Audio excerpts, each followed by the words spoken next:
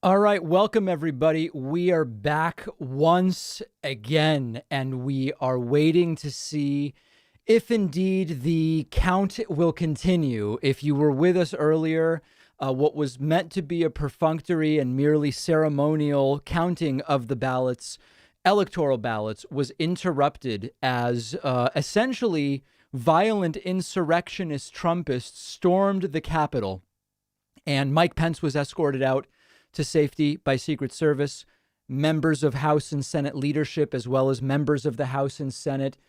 Everything imploding because of these violent Trumpists. And we are now seeing a curfew descend over Washington, D.C. And slowly, normality to some degree will be returning to the Capitol. As you can see, people sort of more walking away than towards, and we are seeing police, as well as, it appears, state troopers from Virginia, National Guard from Virginia, and a whole bunch of other law enforcement authorities start to redirect people and to get them away. So a lot going on, and we are going to have continued coverage. And as I've said before, I believe the most important thing here, aside, of course, from people not getting hurt and all of that, and unfortunately a woman who was shot inside the Capitol has died, is that the vote has to continue. And we cannot, they delayed this certainly by some hours, and it was going to be in many hours anyway because of the objections that we were going to be hearing. The count needs to resume, and they can't be allowed to actually interfere with this process. That's the most important thing. Okay, let me do something. So I was going to just do this real quick, but it's now turning into something even bigger. I have an apology to make because earlier today I incorrectly said that a stream from a channel we were watching was a Trumpist channel. The channel we were watching is called Status Coup. I, in the chaos of it, said, I think this is a Trumpist channel, and that was wrong. We were flipping back and forth between a bunch of these streams. Many of them were protesters with cameras. One of them was not. One of them was a channel, Status Coup. I was wrong. I messed up, guys, and I'm owning up and taking responsibility. Status Coup is not a Trumpist channel. There is no hedging of any kind. I just said something that was not right, and I apologize to you for that. Now, unfortunately, this has now started to get into one of these things where the guy who runs the channel, Jordan Sheridan, tweeted to me just before I went live, and I just don't need we don't need the ad hominems. I mistakenly said that they were a Trumpist channel. I was wrong, and I'm apologizing. But then you see stuff like this.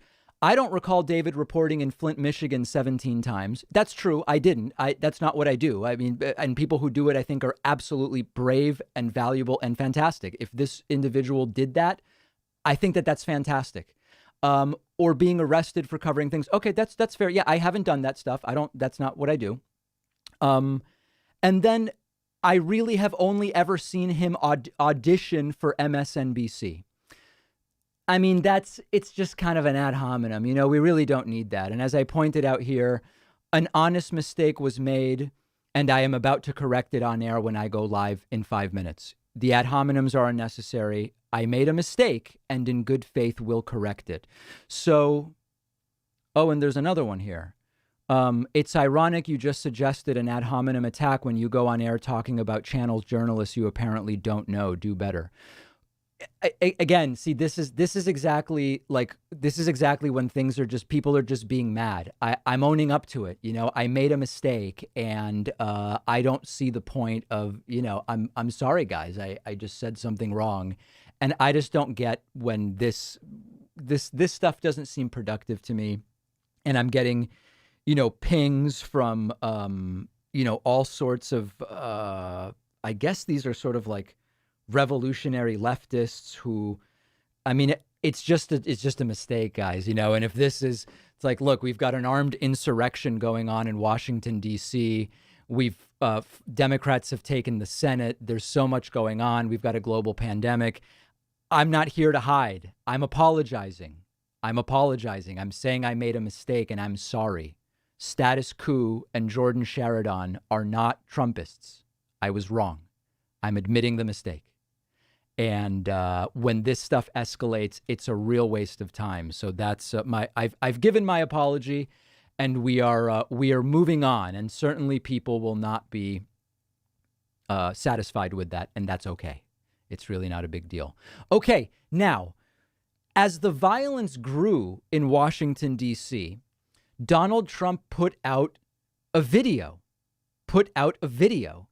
And the video is telling protesters to go home, and yet is repeating the exact same lies that made the protesters show up and get violent in the first place. Check this out.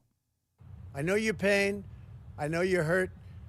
We had an election that was stolen from us. So that's not true. That's not true. It was a landslide election, and everyone knows it, especially the other side. But you have to go home now. It wasn't a landslide, but now he says you have to go home. Well, but you're inciting them with the same stuff that got them there in the first place. We have to have peace. We have to have law and order. We have to respect our great people in law and order. We don't want anybody hurt. It's a very tough period of time. There's never been a time like this where such a thing happened, where they could take it away from all of us, from me, from you, from our country. Oh, wow. And I'm being told Twitter has deleted the video. Is that true? Oh, my God, they did. They took it down altogether. Wow. Wow. And then he had also tweeted this, but I guess this before I refresh, let's just read it because it was removed.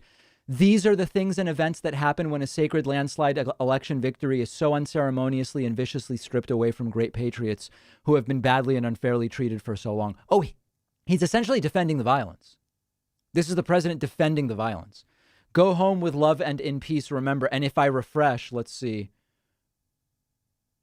The tweet's gone. The tweet violated. Wow. So listen, guys, it's very clear that Twitter is taking a dramatically different approach now to Donald Trump. And we've been wondering, is it possible that he is going to get banned altogether from Twitter when he's no longer president?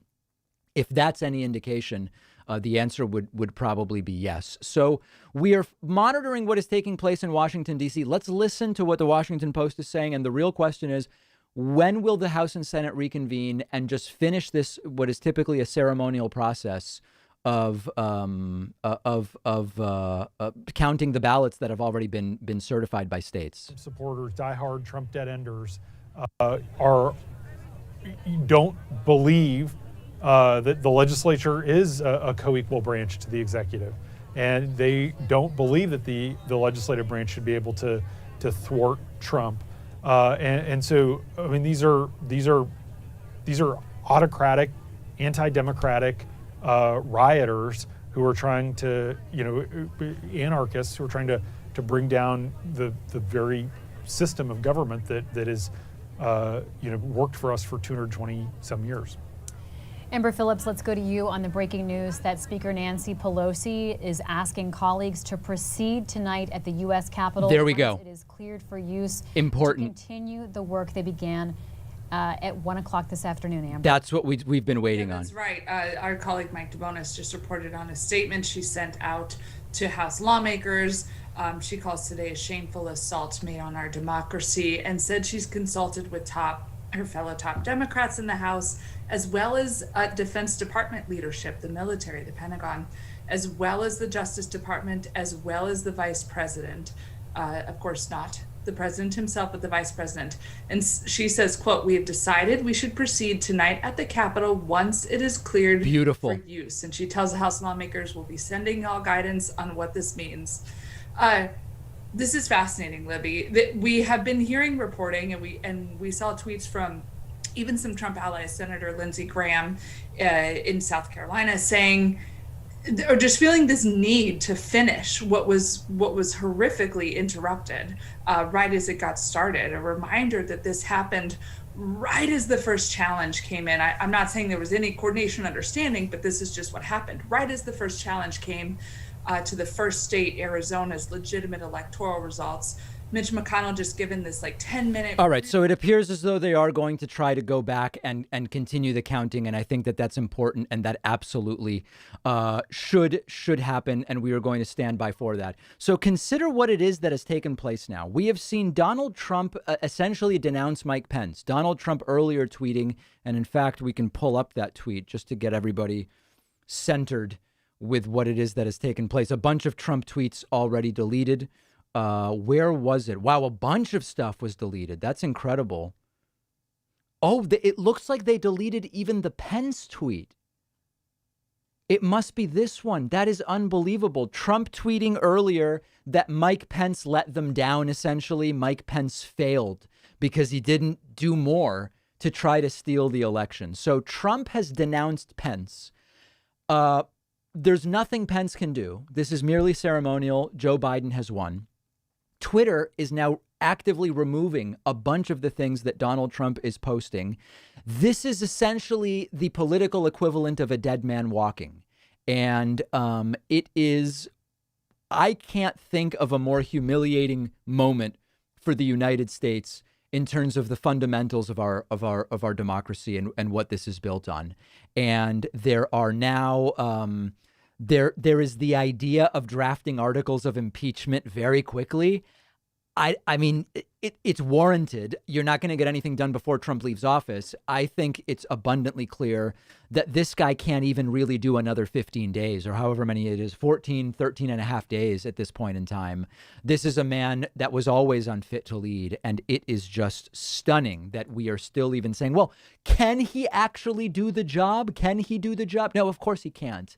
And it is a global shame and global embarrassment. Let's look at some of the reporting on what's been taking place. Were violently clashing with the police. Earlier in the day, one of the buildings had been evacuated when protesters breached the perimeter, and then somehow they breached the security perimeter of the Capitol itself. And they started breaking down windows, running amok in Statuary Hall, eventually got onto the Senate floor and the House floor. And then, the vice president was evacuated by Secret Service, and then someone was shot. And it's my understanding that that person has died. I mean, that is the cost of what has happened today. I mean, someone died in the United States Capitol. So I'm being told, I'm getting some messages that I'm getting conflicting messages. I won't even go into the detail. I'm getting conflicting messages about how quickly the counting may resume.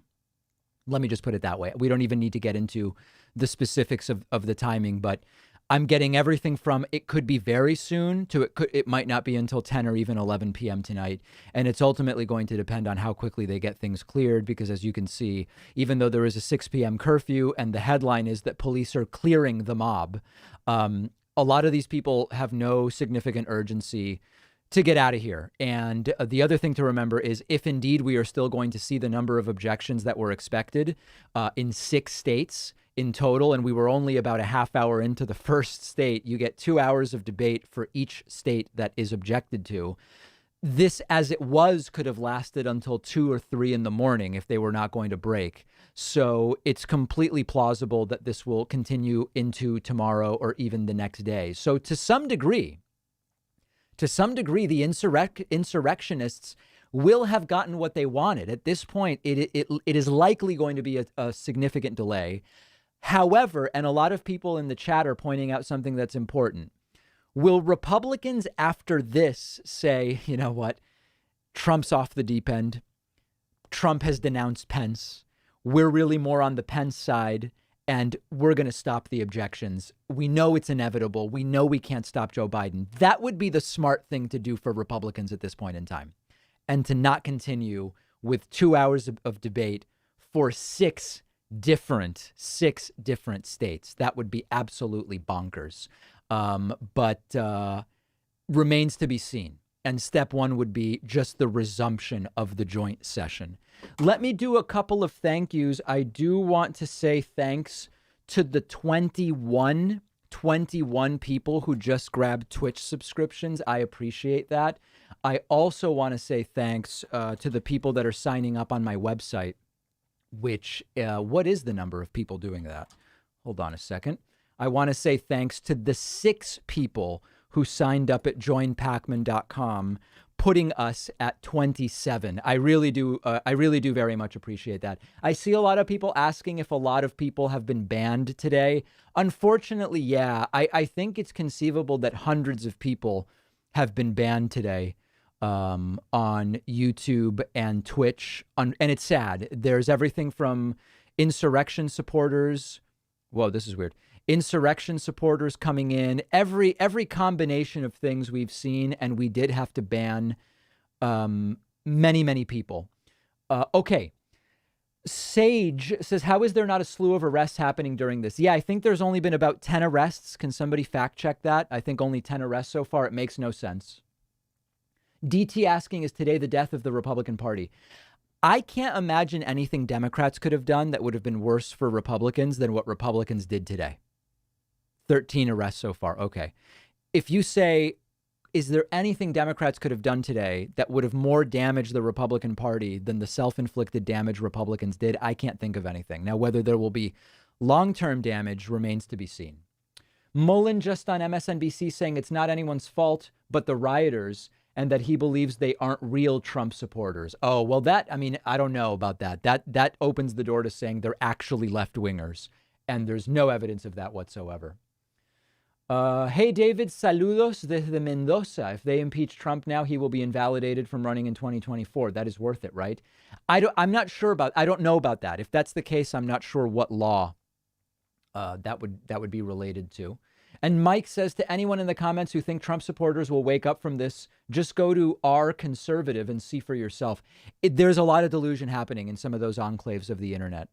Yeah, no question at all.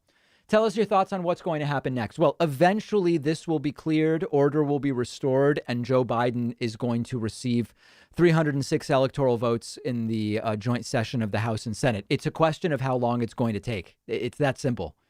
It's a question of, does it happen late tonight, early tomorrow, late tomorrow? Does it carry over into Friday?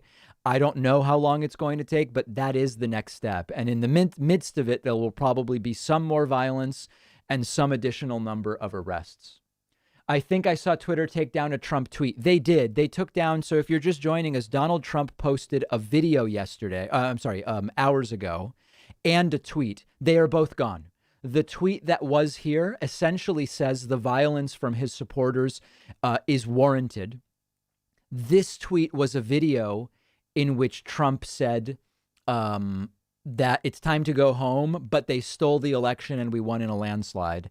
And then earlier, this tweet, which was removed, was one in which he denounced Mike Pence. Donald Trump has now denounced his own vice president.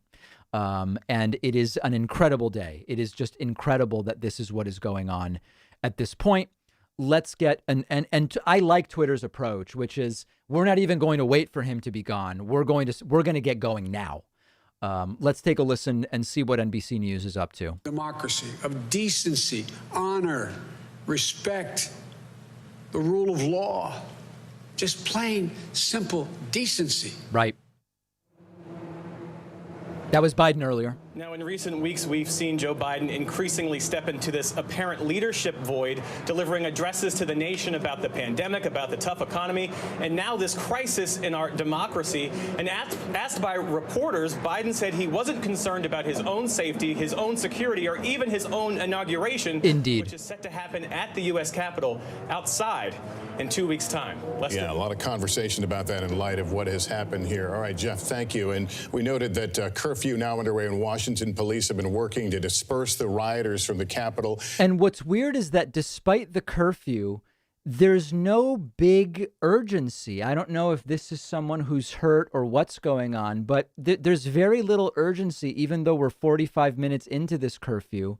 It's almost like it's almost like the encampments that these very Trump supporters were denouncing when they were taking place over the summer.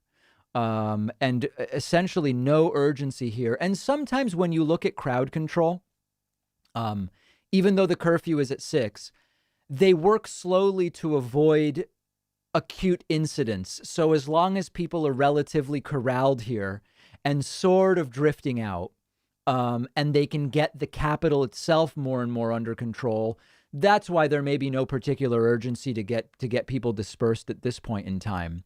But CNN saying Chuck Schumer says 8 p.m. for the resumption. I'm being told to check out Caitlin Collins' Twitter, see what she's saying. Okay, hearing that despite today's events, President Trump doesn't want his Republican allies to drop their efforts to object to Biden's win. There's been some discussion among Republican senators about abandoning it. That would be smart. But Trump wants them to keep fighting it. To be determined what they'll do. Okay, Robert O'Brien said, I just spoke with Vice President Pence. He's a genuinely fine and decent man. He exhibited courage today. And Caitlin Collins says, this is significant. The national security advisor, who often closely aligns with Trump, defends Pence and says he showed courage today. A direct criticism of Trump, saying he didn't. So the gist of what I'm understanding is that there is an effort being made to get consensus generated so that Republican senators feel okay abandoning their efforts to wildly contest these results, which of course will go nowhere. Ultimately, it's going to fail. And that seems to be what is going on. Donald Trump has been putting pressure on people for 2 months now to do this, to do that, to do the other thing, anything they can.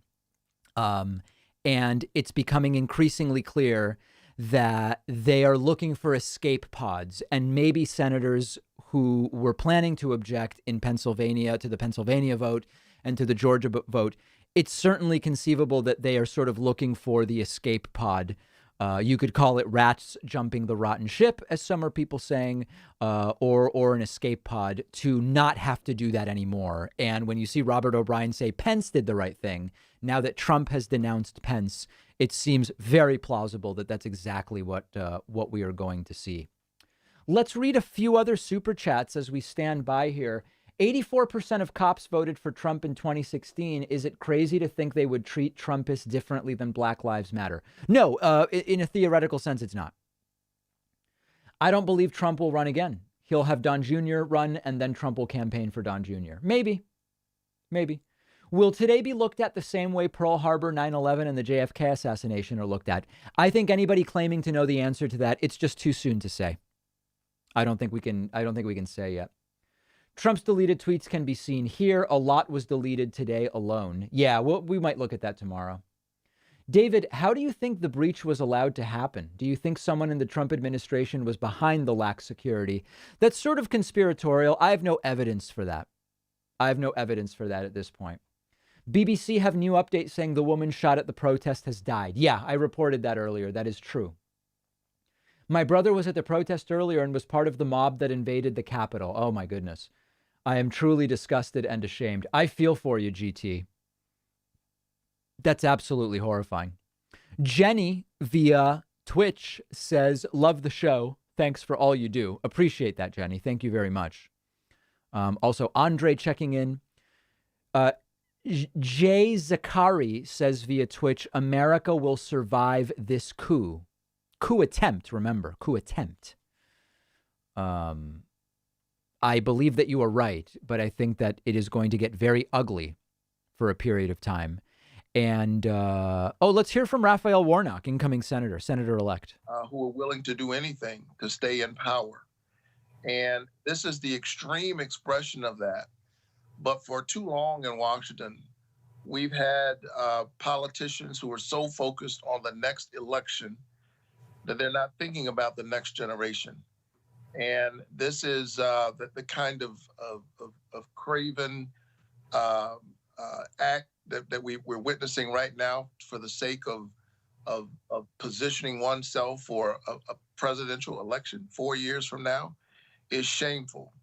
It's way beyond the pale. And the folks who have participated in this today, who have aided and abetted this kind of action, will be remembered by history. This Let's hope is so. a terrible moment in the life of our country. It's a dark moment. But, you know, even in the midst of that darkness, there are glimpses of light. And I'm very proud of the people of Georgia. They elected an African-American pastor of Dr. King's church, the first Black senator from Georgia, and a young Jewish man, the son of an immigrant, a mentee of John Lewis, in this defining moment in our story, reminding us of the covenant that we have with one another. What an upgrade, right? I mean, replacing Kelly Loeffler with this gentleman and replacing David Perdue with the other gentleman, John Ossoff. These are dramatic upgrades. These are not trivial changes to the Senate. And of course, the fact that it puts the balance of power at 50-50, meaning Kamala Harris gets to be vote number 51 on anything where Democrats have 50 votes. You can't possibly overstate the importance of this. Cheated out of his election, this election, led to what happened at the Capitol. Well, there'll be time to think about that. And look, I think it's a mistake for us as a country when we take stock of what's happened over the last few years. If we extract Donald Trump from that equation, I think we miss an important moment for the country. We can't talk about him without regard to what gave birth to him. If we removed him from the equation, the toxic all right, so very important day with two important wins for Democrats. I'm told Fox News is going completely anti-Trump right now, so let's actually check that out. I'm curious what is going to be going on with Fox News. Let's take a look. That would be pretty damn funny if they are going fully anti-Trump. I did allow ads on Fox. Let's see if we can get going here. That they may be able to get back in session in the next hour and a half or so. All right, Mike, we'll head back for any details back with the panel. Byron, I think the let's take a listen. A lot of people have is about security and about the Capitol Police. Why didn't they know this was a possibility? They deal with tons and tons of protests all the time. Washington riots. Siege, kind of a lot of people all at once, can overwhelm security quickly. We just don't have a sense of what the situation was. No, and believe me, there is going to be a commission to investigate the events of this day. I feel absolutely certain. To expand a little bit on what Mike was just reporting, this Republican effort to challenge the Electoral College results is just blown up in their face because of these events today. There were really two different kind of efforts in the House and in the Senate. A lot of people in the House really did want to overturn the result, change the result of this election. So it does seem that Fox News, I mean, listen, Fox News's priority is self-preservation, right? So they are going to do everything they can. Trump is clearly on the outs. Trump has denounced Pence. Pence really is like the traditional Republican Party, whereas Trump is this thing that appeared in 2016. And the Republican Party will go back to being, if Trump does go away, more of what Pence is associated with. So Fox News clearly making the calculation and starting to kind of pivot in a sense to being, hey, yeah, we're kind of like back to being what we were during George W. Bush and Barack Obama.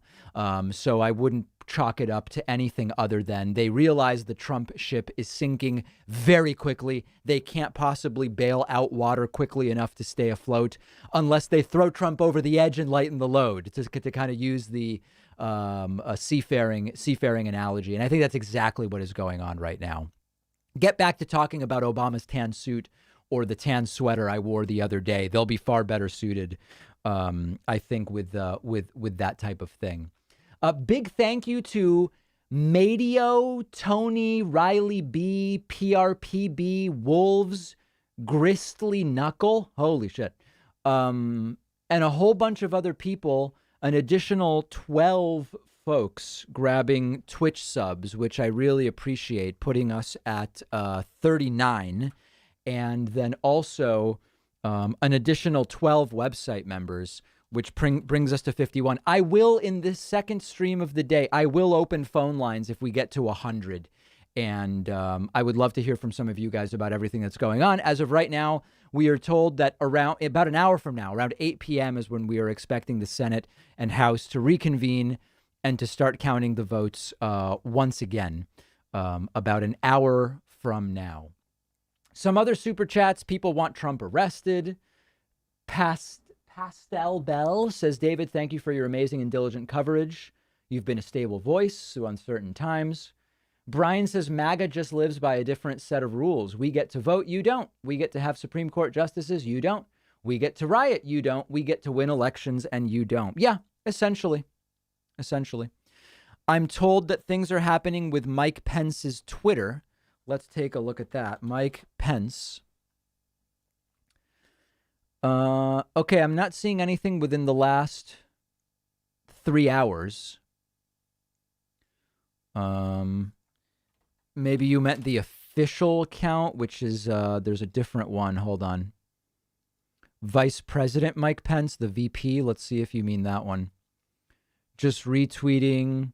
Yeah, not seeing anything new. I think we're basically up to speed on the things that Mike Pence has been putting up there. He unfollowed Trump. Yeah. Oh, wait, hold on. Look at the banner at the top. What's the banner at the top? Oh, the other account, the top banner.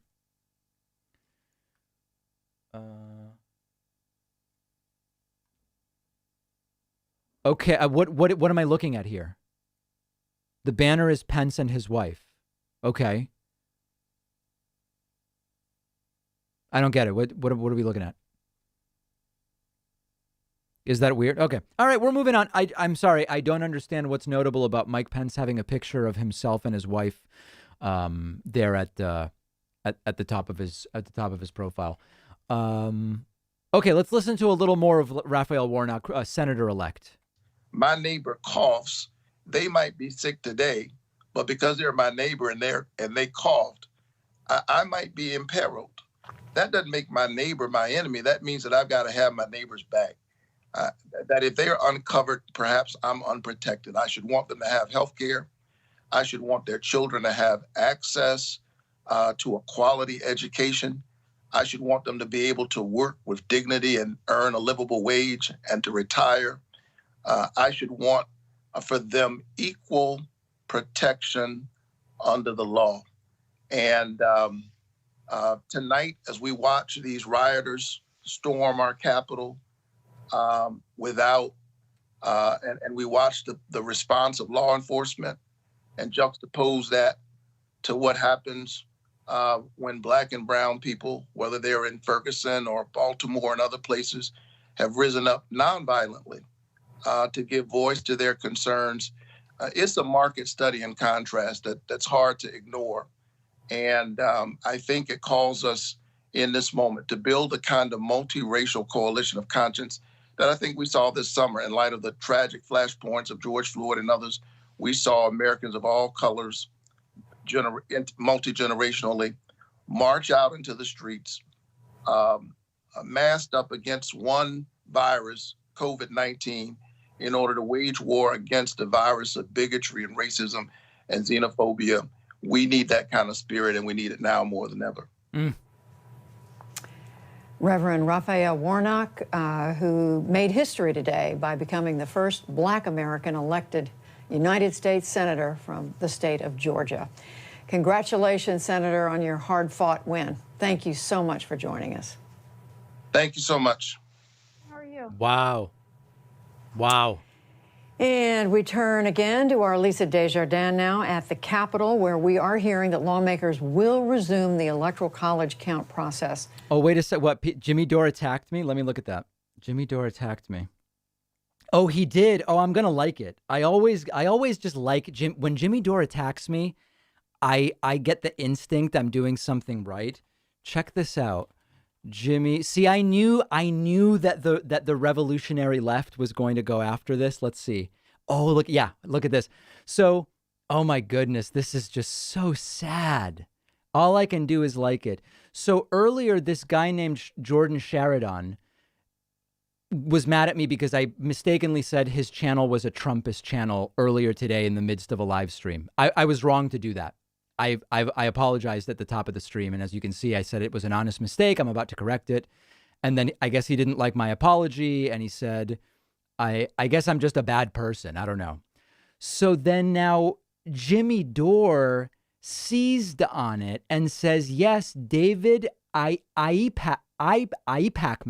Pacman is well now faux progressive and red baiting defender of status quo who always punches left, and McCarthy smears his political opponents. Doesn't McCarthy smears mean calling people socialists and communists? Isn't that what McCarthy smearing is? I'm the one who says it's stupid to attack people as being socialist when they're not. David Al Pacman, is that like Islamist? Like as if I was a Muslim?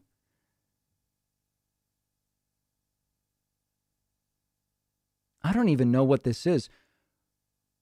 Can someone tell me what it means to McCarthy smear people? Does that mean I call people communists? Is it alpaca because I'm Argentinian? Al Pacman, like alpaca. I don't even know. Yes, communist. Wow. That's crazy. I'm just going to retweet it. Retweet. I don't even get that. David Al Pacman is a red baiting defender of status quo who punches left, and McCarthy smears his political opponents. I feel like I do the opposite of McCarthy smearing in that I say we shouldn't call people socialists and communists as an insult if they are not socialists and This is very interesting. This is very interesting. Oh, look at this. Look at this. Jonathan Patrick. David said he would vote blue no matter who, even if it was David Duke and was running against Richard Spencer. No, I never said that. That's so insane. What I said was you always have a choice. There's always a worse person. I don't know who this is, but I can't think of a more dishonest framing. I was once asked, even if the choices were David Duke and Richard Spencer, which would you vote for? And I think I said, if you come to me and you say one of these two men will be president, I would choose Duke over Spencer because Spencer's much more articulate and sophisticated in his speech and would probably convince more people about his white nationalism, whereas David Duke is so gross and vile, he would probably be more ineffective. The point I was trying to make was this idea of two bad choices versus a good and a bad or whatever.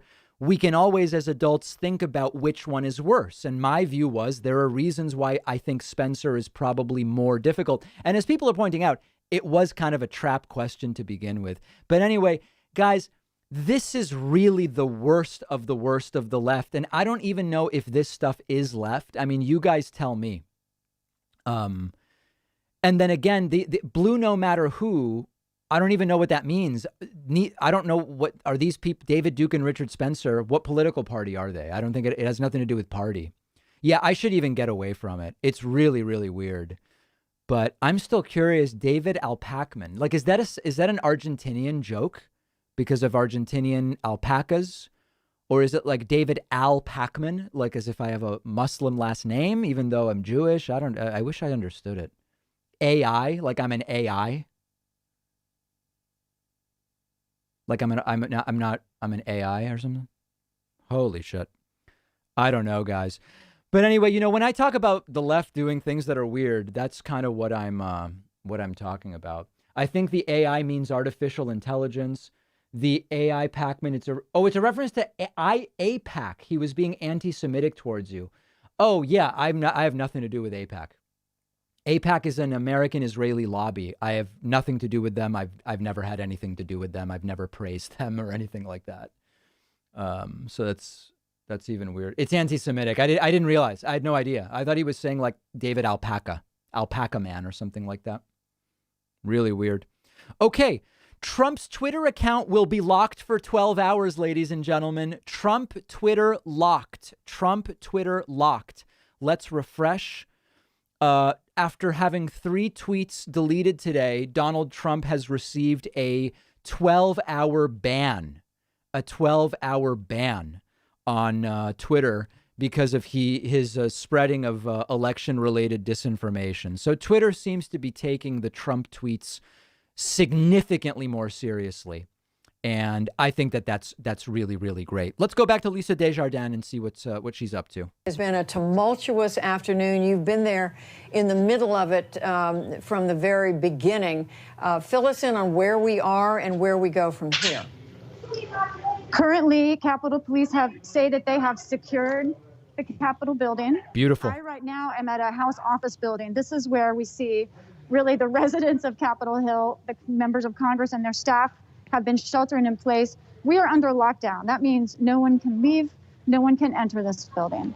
At the same time, we are seeing some movement toward the House chamber. I've seen the House clerk and some of Nancy Pelosi, the Speaker's aides, go that direction. House Great Speaker news. Pelosi, as we just reported, passed me a short while ago, going up, not necessarily to the Capitol, but talking to a leadership source with House Democrats, a member who is in leadership. They told me that they will come back tonight, reconvene. I said, when? 8 o'clock, 9 o'clock? You know, this person said, we haven't decided yet. I don't want to give you a time, but yeah, that sounds about right. Interesting. Another staffer made a good observation, though, Judy, that it could be an hour from now for several hours. So the hope is to return soon, but we don't know because the issue is, Judy, they have to clean the House chamber. There are COVID concerns. And of course, the House chamber was disrupted. I want to show some video right now. I think that we have it of the evacuation of the House chamber. Oh, we don't have it. I'm sorry. But police did quickly evacuate the chamber, but with weapons drawn, which was something that I saw as well when police confronted protesters on the third floor of the Capitol. But the determination now from leaders in both chambers is to continue with the certification and finalization of the 2020 election tonight. Beautiful. You see members of the Capitol Police now, you know, these are folks that have been standing on guard in this particular corridor. They're relaxed right now, and you could hear some laughing even. But I talked to a different Capitol Police officer who had a very scuffed up jacket and clearly was someone who got pushed around with protesters. And, you know, I joked, oh, you should take some aspirin. And he said, yeah, I think I really might tomorrow. And that's probably the last thing I want to say is having observed the protesters crash through the front door of the U.S. Capitol. One thing that I feel like hasn't been talked about a lot, I've heard some of our guests have talked about Capitol Police and their concerns about what Capitol Police did not do. But I want to talk about, I did see a lone Capitol Police officer, just one, unarmed, or he didn't draw a weapon if he had one, throw his body into the gap of the front door of the U.S. Capitol, trying to stop the protesters by himself. Wow. Not another officer with him. And it was a courageous thing to do. Of course, why were there not more police with him? There were a few on the other side trying to get in. But I just want to point out that there were Capitol Police who were running into the crowd to try and protect the Capitol. And Lisa, I think I remember that moment because you were standing on a balcony inside the Capitol looking down on the door where the protesters, the mob, was coming in, breaking glass, trying to push through the door. A truly, truly unbelievable day. People are asking about the woman that was shot at the Capitol. She has died. She has died, indeed. And that is very, very sad. Big thank you to an additional 21 Twitch subscribers, which puts us at 72. Very much appreciate your support. And also an additional 8 members at joinpacman.com, putting us at 80. I think we'll open the phone lines if and when we get to 100 members at joinpacman.com, because I haven't heard from anybody today, and I think that would be a good thing to hear what is on everybody's minds. Yeah, I see people in the chat telling me Jimmy Dore attacked me. I know. I already liked it and retweeted it. You know, beyond that, I don't really care too much about it, but I liked it and retweeted it, and I didn't really understand it. But we did already address that, okay? So we're not going to go fully back to that at this point in time. The curfew has started in D.C. We're already 71 minutes into the curfew, and no real rush from police officers to get everybody out of there. But slowly but surely, it appears as though people are calming down, and they have sort of re-secured some of the area, at least the Capitol. Check April Ryan's tweet about the 25th Amendment. Okay, let's check that out. April Ryan. I think it's April D. Ryan. Yep, there it is. April D. Ryan. American Carnage. Robocall. Congressional leaders are in the undisclosed location and focusing on the 25th Amendment to get Donald Trump out of office. If that is true, that would be absolutely wild. Let's do it. That is, if true, huge if true. Absolutely huge if true. That is unbelievable. Twitter has locked Trump's account for 12 hours for spreading disinformation. We already talked about that. Democrats have taken control of the Senate thanks to winning both seats in Georgia, 50-50, with Kamala Harris as the tie-breaking vote. And looks like rioters were destroying some of the Associated Press's equipment. Let's see.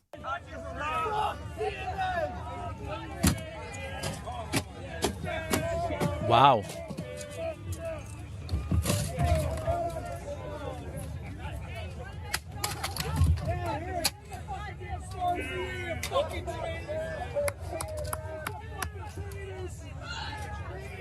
Very friendly. Just destruction of property. Video taken earlier today as Trump supporters damaged equipment owned by media organizations. We'll certainly be watching to see if those people are prosecuted. Right. For I what doubt they it. Did. I doubt James, it starts with the President of the United States making fun of reporters, mocking a disabled reporter, calling reporters enemies, threatening them, making jokes about them dying, tweeting images of them being murdered. And we see it escalate over time. We're seeing that today. The theft, the chasing of journalists who are just doing their job, and the destruction of their equipment. Yeah, and dehumanization is really what it is. That, you know, those guys. Yep, they really should arrest every single one of them. That's the path forward as far as I'm concerned. As we continue to keep an eye on what is taking place, and it looks like we're actually getting much closer here to the resumption. Let's take a listen. Okay. Wow. Members will take their seats. Wow. So the count, they're getting Will be in order. the count resumed. This is absolutely huge. They are resuming the count. The armed insurrectionist, violent, outrageous lunatics are not going to prevent what needs to happen from happening. That is excellent, excellent news. Oh, wait, this was earlier? No, this is live, according to this. I don't know why it says 2:15. Okay. We can get order. We can resume. Resume. He's saying resume. So I think this is live. I just think that that's wrong where it says 2:15.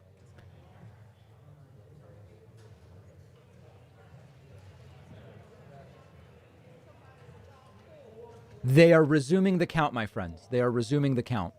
I do want to say thank you to the additional 7 people who just signed up at joinpacman.com. And we also just dropped in another 25 Twitch subscribers, which puts us at 112. So once they resume, we will open up some phone lines. I want to hear from some of you guys. You'll be able to call in via Discord at davidpacman.com/Discord. Okay, davidpacman.com/Discord. You can get into the waiting lobby, and we will take some calls. Once they resume, I want to hear a little bit about how the process resumes here. And unfortunately, I think that they go back to the debate about Arizona objections. I don't think they go back to just objection, counting. the chair declares the House in recess pursuant to Clause 12B of Rule 1. Okay, now they're back in recess. And with that, the House went into recess. Oh, that was earlier. So it was earlier. That was not live. That was earlier. All right, guys. Well, I certainly have no idea what's going on. Excuse me. Expecting them to go back in about 45 minutes or so. All right. That was a mistake. That was a mistake. It was indeed. Uh-oh, I've got a frog in my throat. It was indeed from earlier today. Okay, let's get to some callers. Oh, we have some nice hold on, let me read some nice super chats here. We love you and thank you, David. F the haters. Nice. There was one other one. Hold on. Andrew says the vast majority of progressives know you're a good person who has a genuine and intelligent worldview. Ignore the haters. We love you, man. Thanks, Andrew. I appreciate that. Pedro says, what's a Jimmy Dore? A lot of stuff about Trump's Twitter. Okay, so a lot of different messages coming in. All right, let's talk to a couple of people via okay, hold on. There's so much going on here via Discord. As we wait for the House to resume, davidpakman.com/Discord. Let's hear from just a few people, okay? Let's go first to Caleb from Atlanta. Caleb from Atlanta, what's going on? Hey, what's going on, David? How you doing?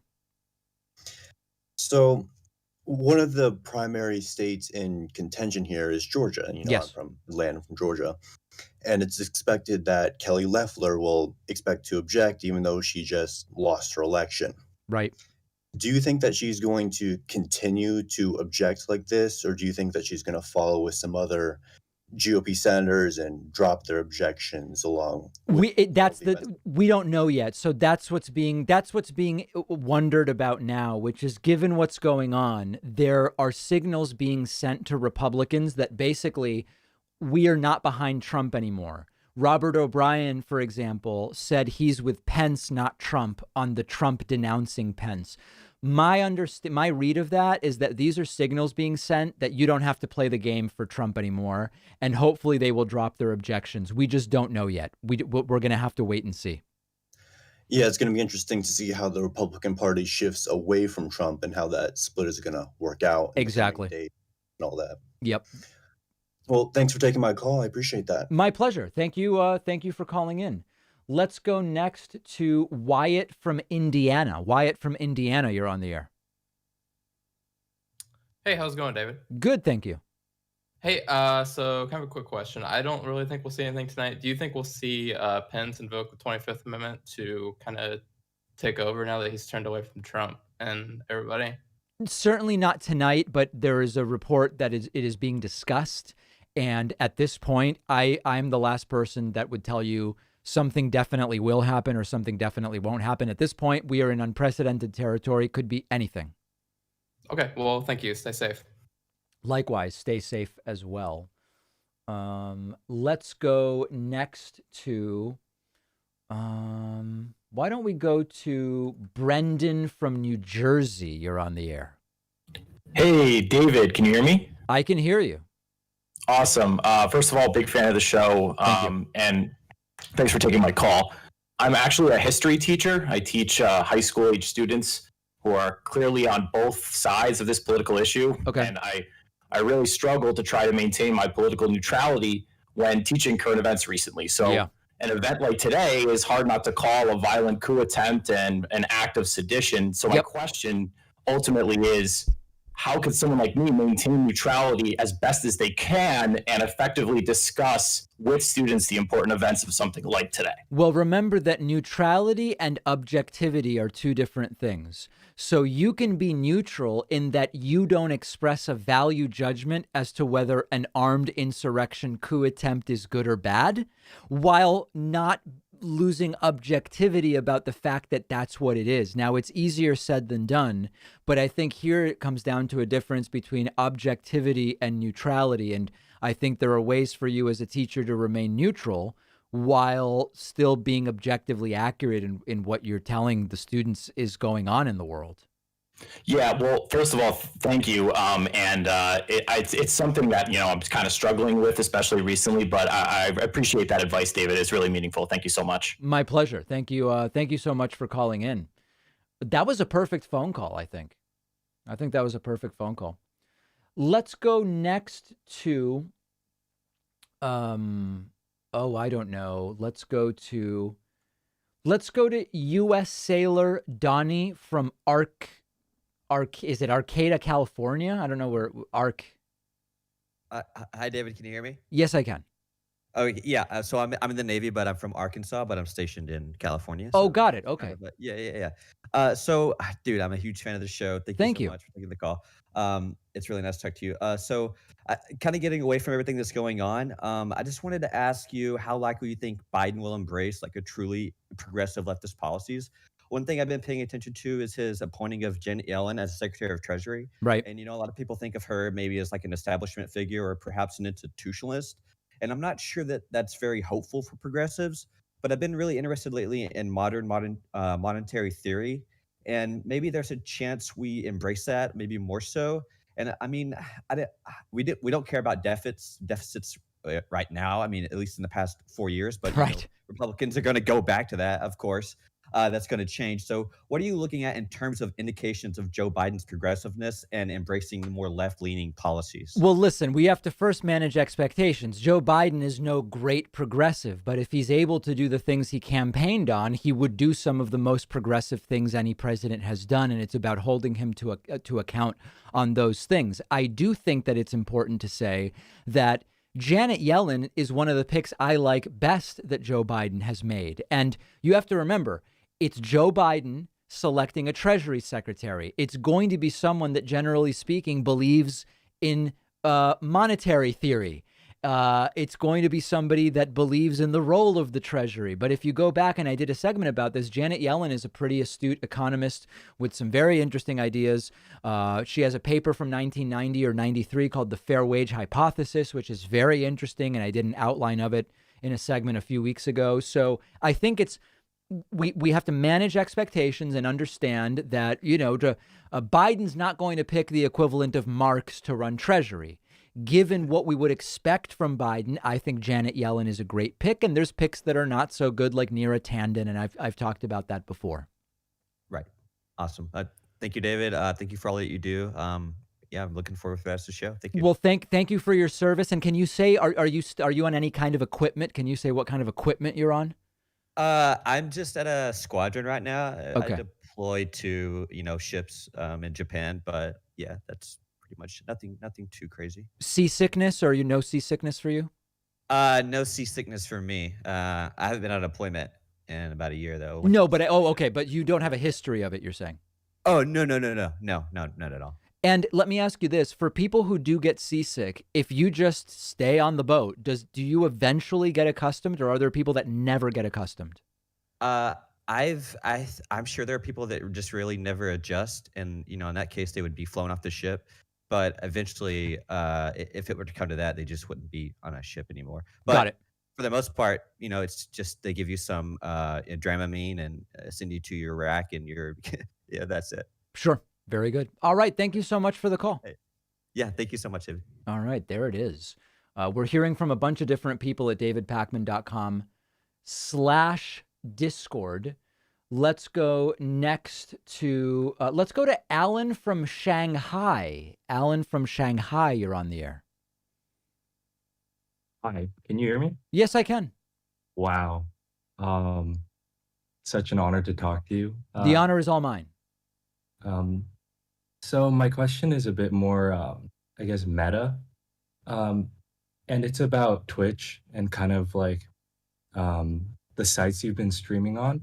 I was wondering if you ever thought about dedicating specifically to one site, because I feel like, I don't know, some of your commentary is so sharp, and, I do like other commentators like Hassan and Destiny on the site, but I really feel like if you had a consistent schedule on there, you could easily get 10 to 20,000 subs, and I'm not sure how that compares or against your other income. I'm sure you do get a lot of memberships from YouTube and whatnot, but Right. I was wondering your thoughts on that. Yes, the idea would be, by the way, is this Stephen Kenneth Destiny Bennell II? It may be. It may be. Okay.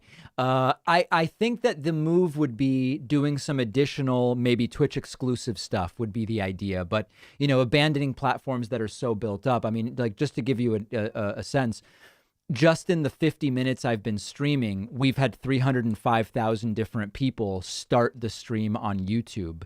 And that's a lot of people. And to forego that, you know, it could be years before we made that up. Literally years. Definitely. So, you know, it's all pluses and minuses, I guess you would say. Yeah. It's been an absolutely crazy day. I still can't believe what just happened. Kind of shocking, but it's insane. Great to talk to you. My pleasure. Thank you. There's a perfect phone call from Shanghai. I think it's Shanghai, China. It might be Shanghai, Ohio, though. I'm not sure. And that's a joke, by the way. I'm just kidding around. Let's go to Justin from Milwaukee. Justin from Milwaukee. What's going on? Hey, David. Can you hear me? Yes, I can. Excellent. So thanks for taking my call. Pleasure. You know, I'm watching your stream earlier, and I gotta say, like, it felt, I haven't felt this sense of drama and kind of, you know, sadness since 9/11 happened. Yeah, it's a tragedy. It really is.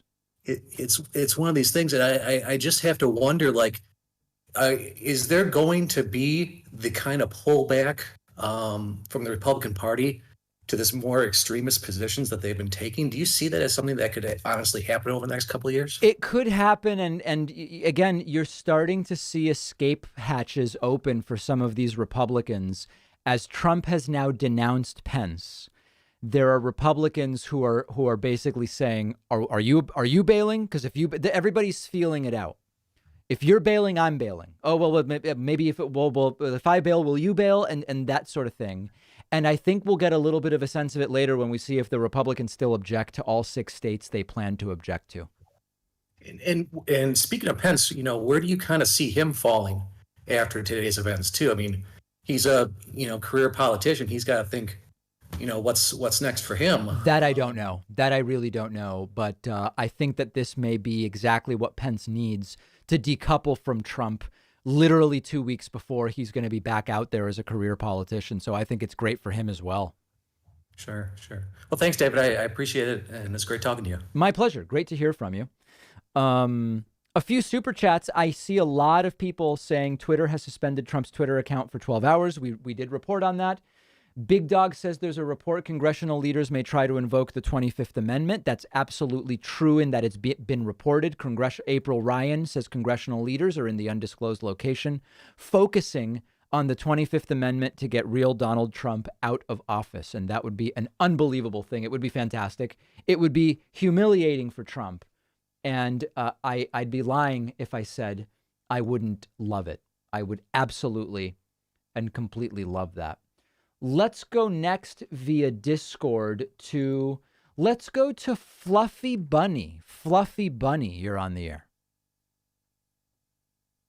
David, how you doing? I'm doing well, thank you.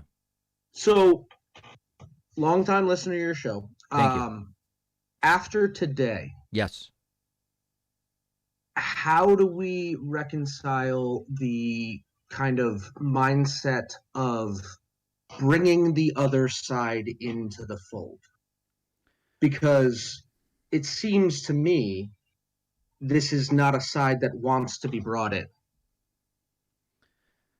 I don't know the answer.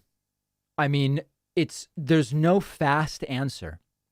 And fair enough. Part of it is it's a complicated situation, I understand, but I understand Biden going out there saying he's going to be a president for all America, not just blue America, you know, and that needs to be said. I completely agree. But it seems to me kind of like an obstinate child that if you don't want to accept something, you can't force said child to accept. That's exactly right. And the book that I would refer people to is Dale Carnegie's book, How to Win Friends and Influence People, which says one of the best ways to get people to do what you want them to do is to make them think it was their idea. in the first place. And that's where it gets to, you need a cultural and educational change where people will say, hey, here's an idea. How about we do the stuff we've been talking about for 2 decades, right? And that I think is much more illustrative of what needs to happen.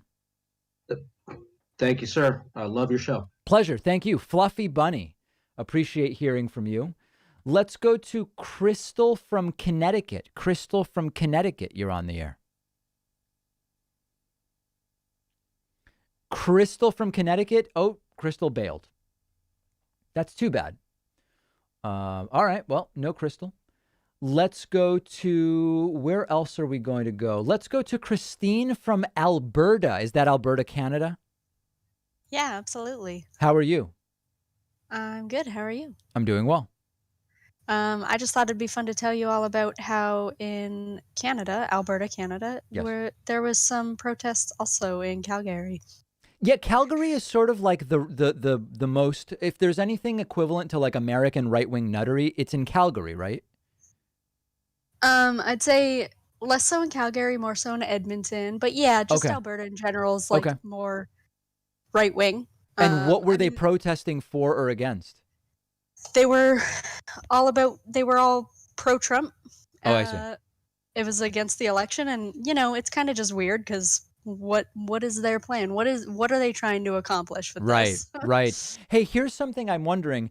Those folks, like in the United States, there's both stereotypes and realities about the types of jobs that like the people that are at this protest we're watching in DC, for example, would have. In Canada, what would be like a typical job for somebody who shows up at a protest in Calgary? Oil field, anything in the oil field. Interesting. Pipe fitters, generally, stuff like that. Oil and gas. Yeah, a lot of people in the chat saying the same thing. That's interesting. Okay. Yeah, absolutely. Yeah. So that's the kind of thing. I mean, like, outside of this, like, our biggest news story lately has just been our MLAs traveling. And so watching everything going on in the States is just psycho. It's completely insane. Yeah. Now, let me ask you this. Is there any aspect of it that's merely entertaining, or is it always riddled with sort of like fear and sadness and concern? Fear, sadness, and concern because it's so possible to happen here in Alberta. Right. Yeah. Wow. Okay. Well, very interesting. Thanks for letting me know about that. Yeah, cool. Thank you. All right. Thank you. A great call. We love hearing from our Canadian friends. Always. Let's see. Crystal says, hi, David. This is Crystal from Connecticut. I accidentally clicked while unmuting my mic. Okay. Let's see if I can go back to Crystal from Connecticut. Okay. Crystal from Connecticut, you are on. Please unmute. Hi, David. Thank you so much for answering the call. My pleasure. What I wanted to ask is, with everything that's happening with Trump today, Yes. I actually was at work while listening to YouTube. I've been on the whole day. Can we actually prosecute him for anything? Can he be prosecuted afterwards? It's ridiculous. Can, yes. Will, I think the answer is no. I'm Dominican, and I've seen how in a lot of our Latin countries, we've had people like this, like Venezuela and everything. Bad things really happen. It gets insane. So, I'm really hoping that they actually end up prosecuting him. This man is insane. He's crazy. Yeah, I agree with you. And everything is unprecedented now, so I would never say never, but it just doesn't strike me as something that's very likely. Well, I'll be praying because he needs to be behind bars. Yeah, I agree with you. I don't disagree. And listen, maybe they'll end up removing him with the 25th Amendment in the next 2 weeks. I also be praying for that too, but I don't even know it. This man gets away with everything he does, so I have little faith, to be honest. Absolutely. Absolutely. Well, Crystal, thank you. so I much. appreciate it. Bye-bye. All right, take care. All right. Brian from Pennsylvania has been asking to get on for a long, long time, and he sent a super chat. So let's see if I can go to that. Pennsylvania. There's nothing under Pennsylvania, so I'm guessing he probably put his name first instead of his location first. So now I've got to go up to be Brian from Pennsylvania. All right, Brian, listen, you're on. You had better be really good. What's up, David? How's it going? It's going well. Yeah, after seeing everything that's happened, I've been watching your stream since earlier. Thank you. After I finished class, and I've been a huge fan. I had a few questions for you, actually. Okay. So we understand that this whole insurrection, this attempted coup that's been happening, but it's been steering away from our major problems with the people. The stimulus checks.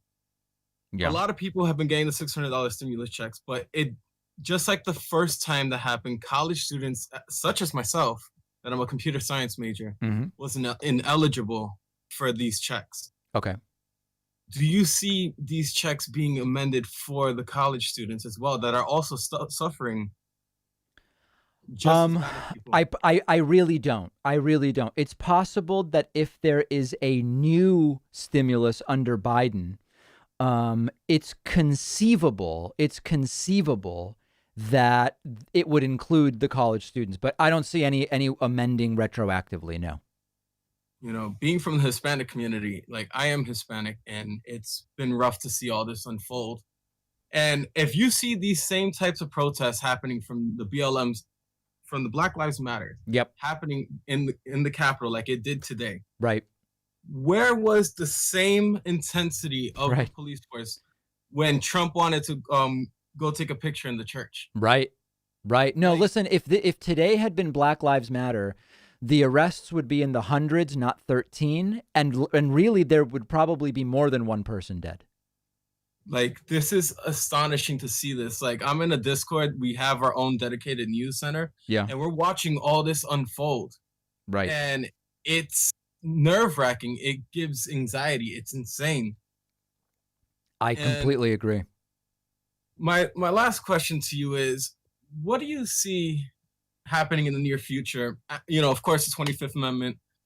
Of course, you know, hopefully he goes to jail. I understand there's a fat chance that he will. Yeah. But after today, does your mindset change of him possibly getting criminal charges? I think that my belief now that there could be criminal charges against Trump is the highest it's been at any point in the last 4 years. But I believe it is still a very slim chance. Hey man, I do appreciate you letting me on. I love what you've been doing. Keep up the great work, man. There's not much more I can ask for. Pleasure. Brian from PA, very much appreciate it. Let me make sure I'm not falling behind on other things. I want to thank 13 more Twitch subscribers who just signed up via Twitch and Twitch Prime and associated techniques, and also 12 more people who signed up on my website at joinpacman.com. A few super chats that I want to get to. Dominic says people have already begun resigning from Trump's sinking ship. I would love to know who. I haven't seen that yet. Rod says, Radwan from Erbil, Iraq. We are watching in terror. We are praying for your safety. Wow. Thank you. Is that someone who's holding? Radwan from Erbil. I would love to talk to someone from Iraq. Radwan. No. Okay. That's not someone who's currently holding. Did you see some cops were taking selfies with Trumpists? I did. Hey, David, my friend sent in a beat where he remixed the Axios Donald Trump interview. We are wondering if you could play it. I'm not able to now. I haven't gone through any of my stuff. I've it's been a busy day. Been a very busy day. FLOTUS chief of staff resigned. Okay. I mean, that's not huge. Let's go next to, where else do we want to go? A variety of different folks here. Venezuela, Argentina, Alex. That looks interesting. What's up with that? Venezuela, Argentina, Alex. A variety of different folks here. Oh, no. Venezuela, Argentina, Alex. That looks interesting. What's up with you? Got to listen on Discord, not on the stream, because it's delayed. Yeah. Hello. Hi. Hola. Hola. You got to listen on Discord. Hola, ¿me puedes escuchar? Sí, pero tenés que escuchar en Discord. Hola. Sí. No escucho. Oh, boy. All right. And then they just left. Wow. Wow. That's sad when that happens. I don't like that. Let's go to Zeste from Florida. Zeste from Florida. Greetings. Can you hear me? Yes, I can. Greetings. I was really concerned about how few arrests have been made in comparison to some of the other protests I've seen. I know. Yeah, absolutely. It's and again, I think if it were if it were a Black Lives Matter protest, it'd be completely different. Now, hold on one second. I'm being told that Mark Meadows has resigned. Is that true? Let's see here. Latest. No, that appears not to be the case. Okay, sorry for the distraction. Yeah, I mean, listen, if this were an anti-Trump protest, the arrests and deaths would be off the charts. And instead, like, okay, 13 people got arrested, but you're completely right in your analysis. This shows the partisanship in the police force. Yeah. And also, by the way, as people are pointing out, it emboldens people to do this again because very few people got arrested. Exactly. Anyways, cheers. Keep up the great work. All right. Zeste from Florida. Very much appreciate the call. Let's go to Callie from Wisconsin. Hey, guys. Hello. Callie? Can you hear me? Yes, I can. Yes, I can. How's it going? You have to listen in Discord because otherwise my voice is feeding back and you're on a huge delay.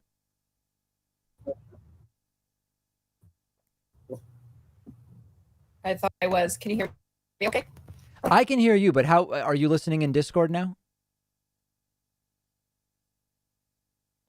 And they're gone. Okay, wow. And they just hung up. That's bizarre how that happens.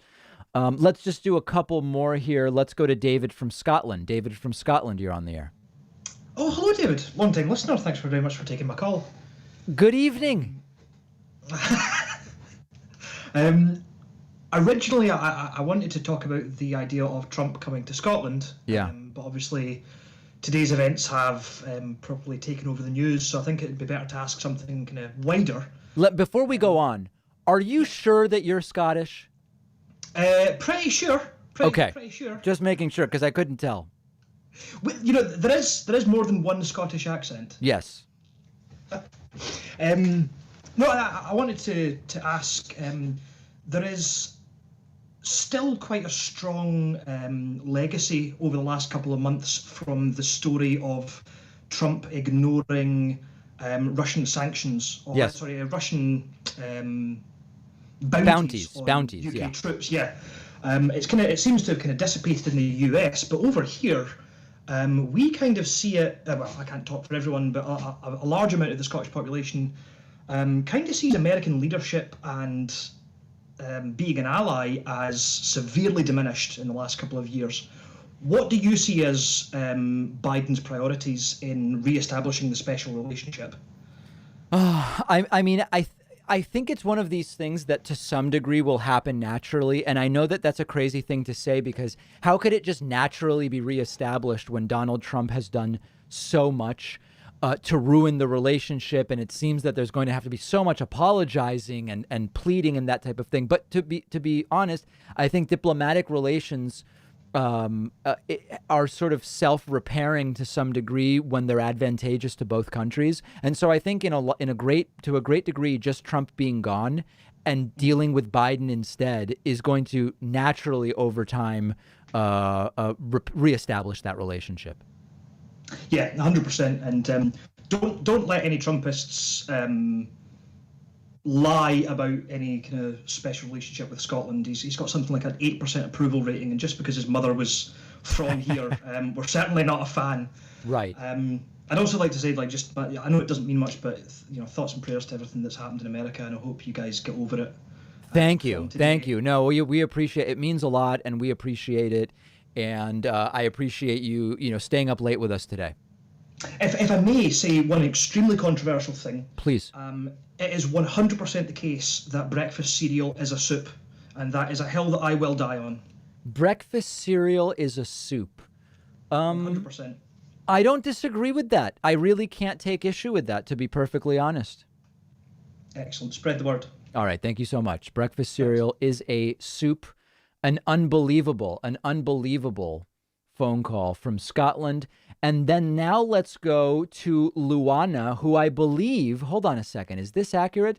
Luana is calling from San Luis in Argentina. Is that correct? Sí, ¿me escuchas bien? ¿Te escucho bien? Sí, soy bien del interior. Arre. La verdad que no creí que iba a estar en esto, así que un placer, la verdad, conocerte. Un placer. Tengo dos preguntas. La primera es, más que nada, en Argentina acá se usa mucho el concepto de traición a la patria. ¿Vos crees que en algún momento a Trump le lleguen a hacer algo por el estilo así? ¿Está bien si explico en inglés, así todos entienden? Oh, sorry. So I'll explain. No. So the question is a good one. In Argentina, there's this idea of essentially treason against your country, a traitor to your country. And is that something that is going to become relevant against Donald Trump? No, I don't think so. I think that we'll be lucky. I think the answer is just no. I don't think there's a political will for that. Makes sense. Sorry if my English is kind of rough. No, it's great. It's great. I would gladly speak Spanish with you the whole time, but I think it would be frustrating to some in the audience. For everyone. Yeah, I can understand. Also, since you're from Argentina, should I call you David? Of course. Absolutely. In Spanish phone calls, I'm David. Great. So, thank you so much. And aguante la milanesa de pollo, papá.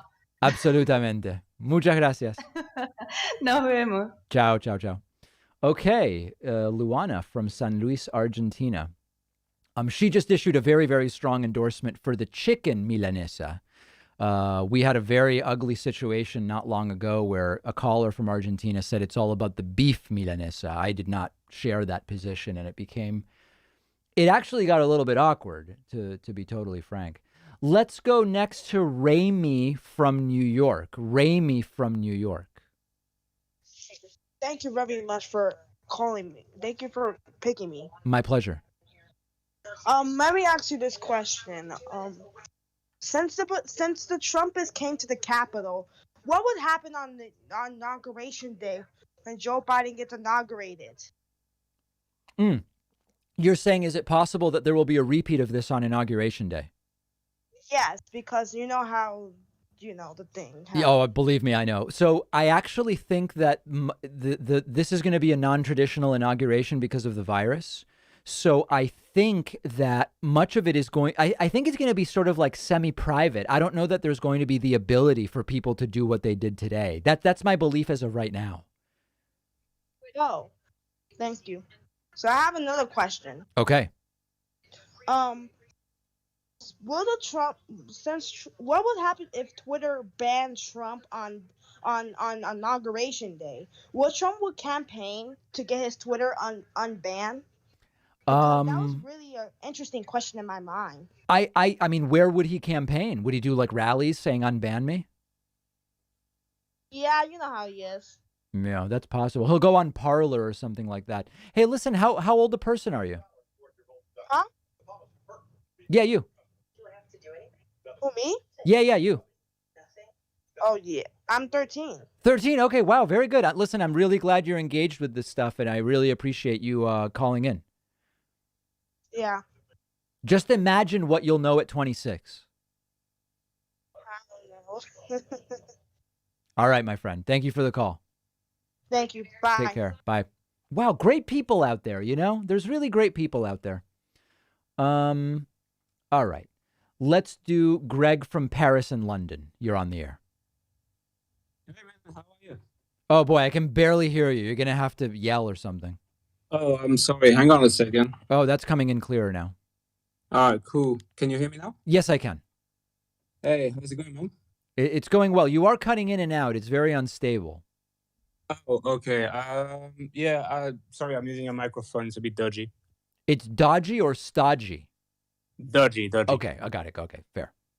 Yeah. Anyway, I'm just wondering, do you think what's happening now here, and also what's been happening in the UK politically? Do you think it's going to act as a wake-up call for all the partisan craziness BS that's going on, because it's absolute madness out there. And, No, you're saying like, will it be a wake up call to these nationalist right wing parties that are all over Europe and in the U.S.? Do you really think so? No, I don't. Because it's so crazy and it's so obvious that's nonsense, right? From the news to all these crazy people on the internet. I think at some point the wake-up call is overdue, right? I think you're right, but I think that this will embolden them, and they'll say, look, we got attention and we got so close to doing something, even if they really didn't. I'm worried that they will be emboldened by this. Well, actually, you're right, but maybe it depends on how they handle all these supposedly protesters who are actually white terrorists, right? Yes. And they should be called by that name, and there should be repercussions for this type of behavior. And also all the politicians need to be held accountable, right? I mean, Ted Cruz, absolutely. What are you guys doing? These inciters, it's stochastic terrorism is the term I've used.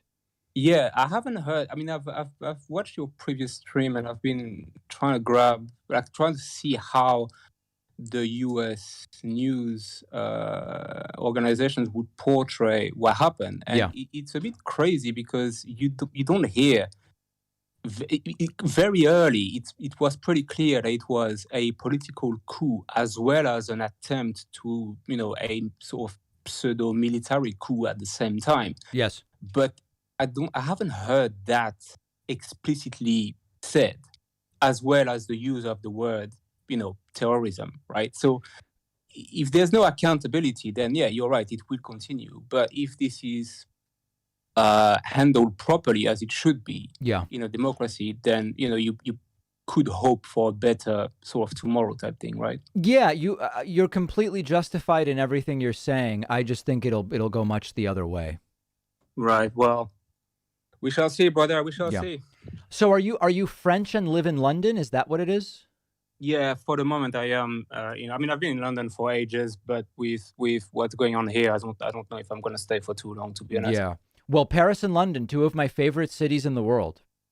Yeah, I don't think I'll go to Paris either. Really? Next, if I move, I'll probably move to somewhere like, I don't know, like in Portugal or something. I just want somewhere, with a better quality of life than London or Paris. Interesting. And Portugal, you think, has a better quality of life? Out of the two?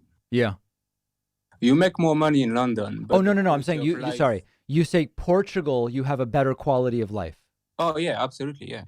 Interesting. That's interesting. Yeah, by comparison to like London, I mean, you're by the coast, you're by the sea, there's more space, there's less people, there's better food, there's all that kind of stuff, right? So, and with the whole Brexit thing going on, nobody has a clue what's going to happen. So I don't really know where London is heading, whilst, a city like Lisbon, for example, or even Rome, in Italy, it's much more.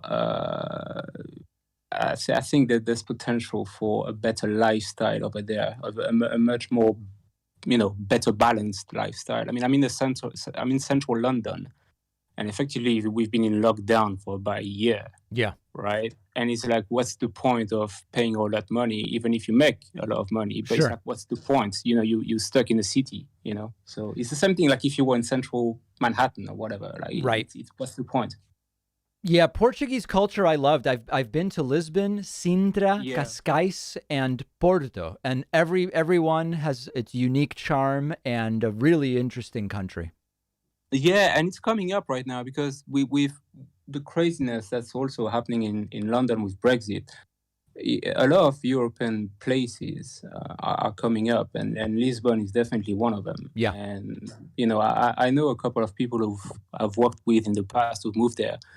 They told me great things about it. So I don't know. We'll see. I need to keep an open mind, but very much so. Yeah. Anyway, all right, my friend. Appreciate the call. Yeah, thank you. Yeah, cheers. Have a good one. Bye-bye. All right, very good. Okay, let's put a pause on the calls for the time being. I'm told that the calls happening on C-SPAN are wacky, so let's take a little bit of a listen. No burning of police cars, buildings, small businesses. I don't promote what happened, but obviously Antifa terrorists are not going to show up in Trump shirts with Trump hats and Trump flags, and not show how they're representing. They went in there with a plan, a very precise plan, and they accomplished what they wanted. And What that proof, is not Josh? What proof do you have of that? Oh, it'll come out. It'll come out. It just, Oh my God! Since it's only a couple hours, it will be clearly coming out. Yeah, we've been waiting for 2 months for the voter fraud proof. 8. Yes. Good evening. Good evening. Quite a day. Turn of events in the country. Definitely a historic moment. However, these events, in my opinion, are not surprising if we understand the real conditions we live under at this stage in capitalism. You have Well, we've got a Trotskyist. What you had today was a middle class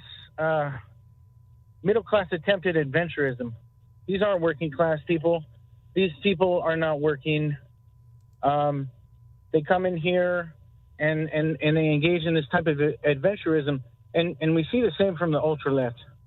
And these type of actions are not surprising, and they will probably continue because the stage of capitalism we live under precipitates this kind of alienation and political violence.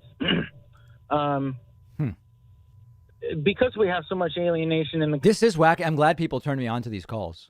are more likely to occur.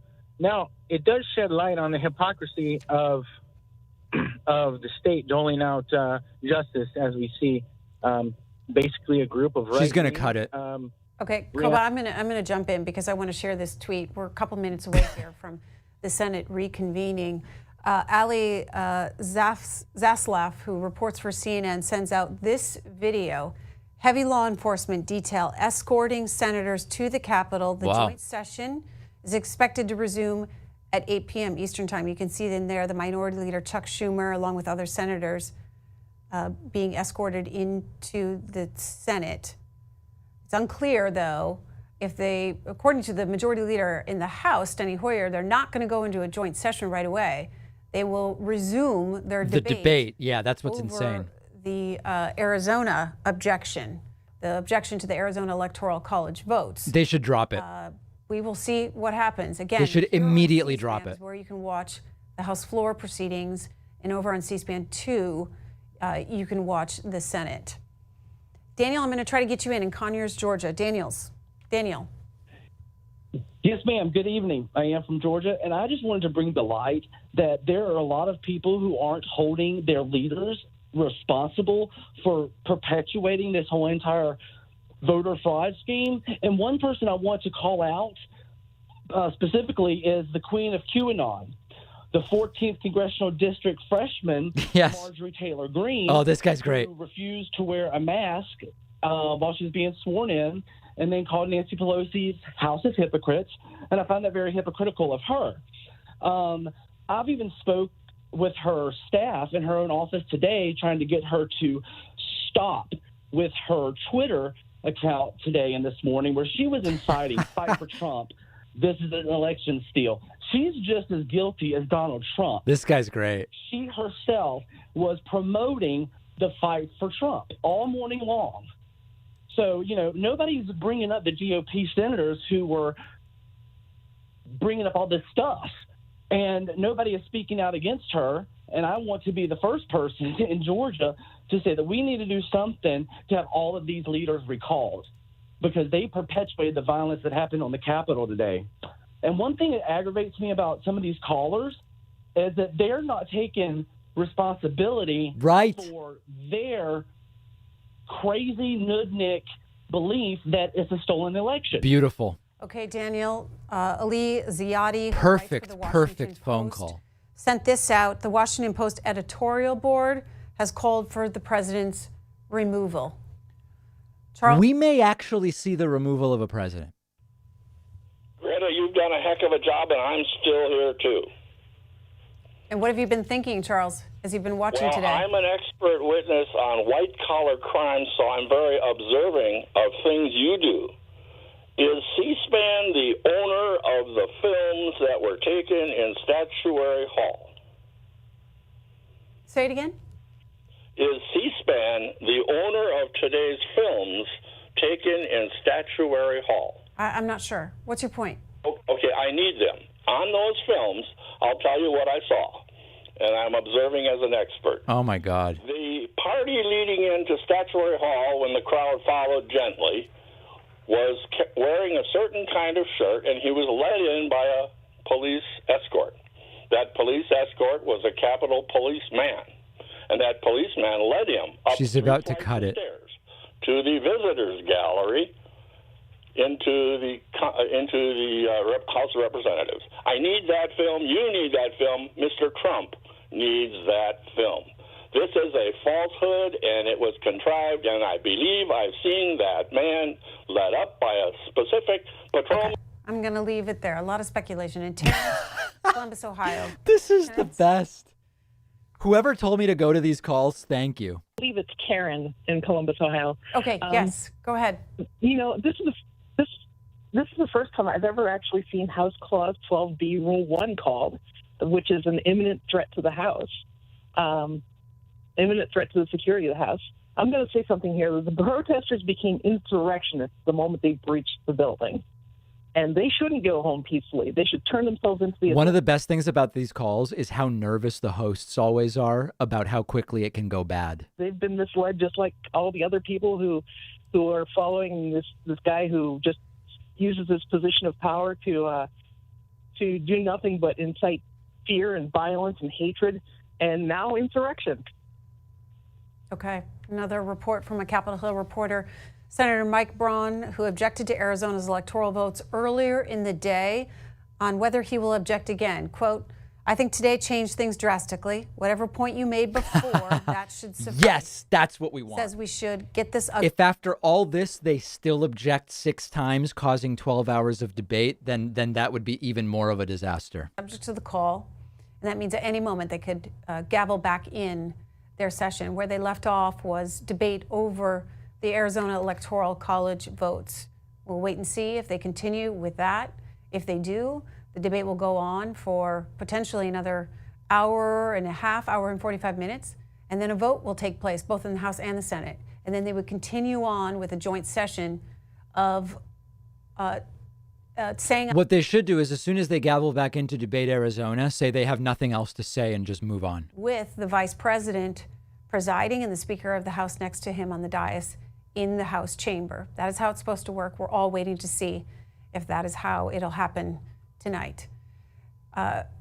Let's go to Lisa in Kentucky. Lisa? Hi. Hello. Thank you. I would just like to say that I believe that the 25th Amendment needs to invoke immediately. We just have to harken back to when President Trump on the 2016 campaign trail said that he could actually stand in the middle of Fifth Avenue and shoot someone and never lose a vote. And at the time, I thought, well, you know, that's preposterous. Right. But as the cult of Trumpism has progressed into what culminated today, we can see more and more how this attitude towards Trumpism, instead of a Republican or a Democrat or democracy, has totally been eroded. And it's like anything that he says, that people are more than willing to buy and act on, apparently today.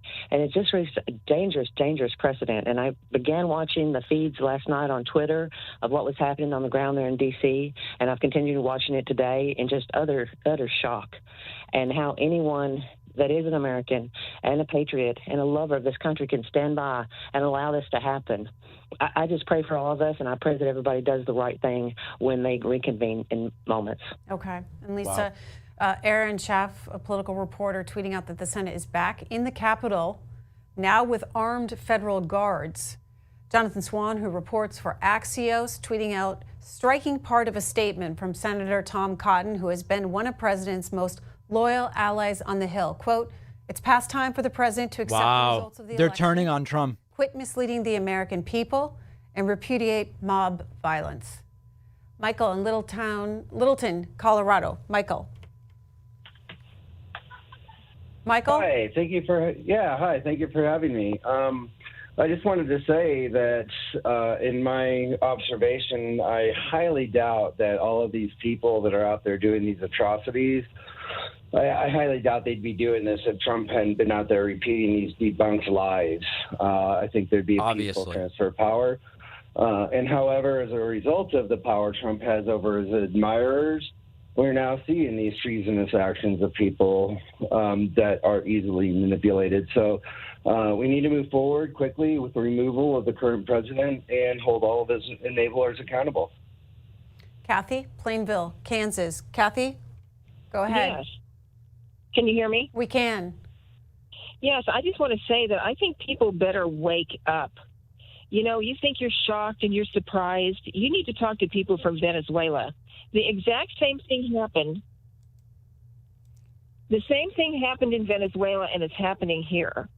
And when the communists take over, you will be shocked and surprised. I was wondering which way it was going to go. Sahil Kapoor of NBC tweeting out a statement. Oh, by my former God. President Barack Obama.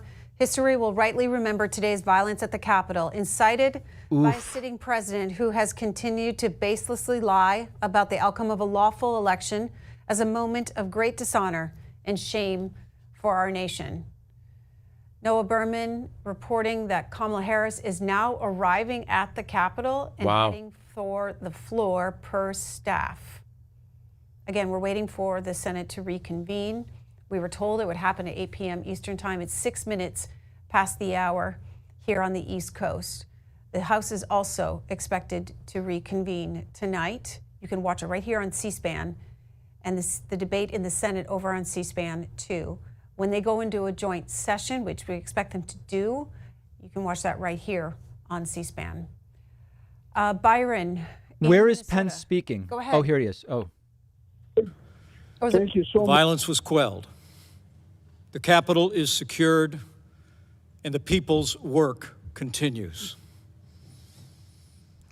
We condemn the violence that took place here in the strongest possible terms. We grieve the loss of life in these hallowed halls, as well as the injuries suffered by those who defended our Capitol today. Wow. And we will always be grateful to the men and women who stayed at their posts to defend this historic place. To those who wreaked havoc in our Capitol today, you did not win. Violence never wins. Freedom wins. And this is still the people's house.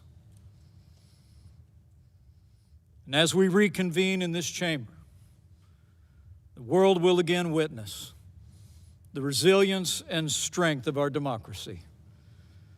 For even in the wake of unprecedented violence and vandalism at this Capitol, the elected representatives of the people of the United States have assembled again on the very same day to support and defend the Constitution of the United States. Well, not all of them. So may God bless the lost, the injured, and the heroes forged on this day. May God bless all who serve here and those who protect this place.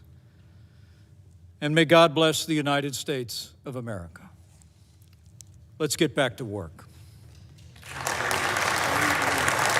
Wow.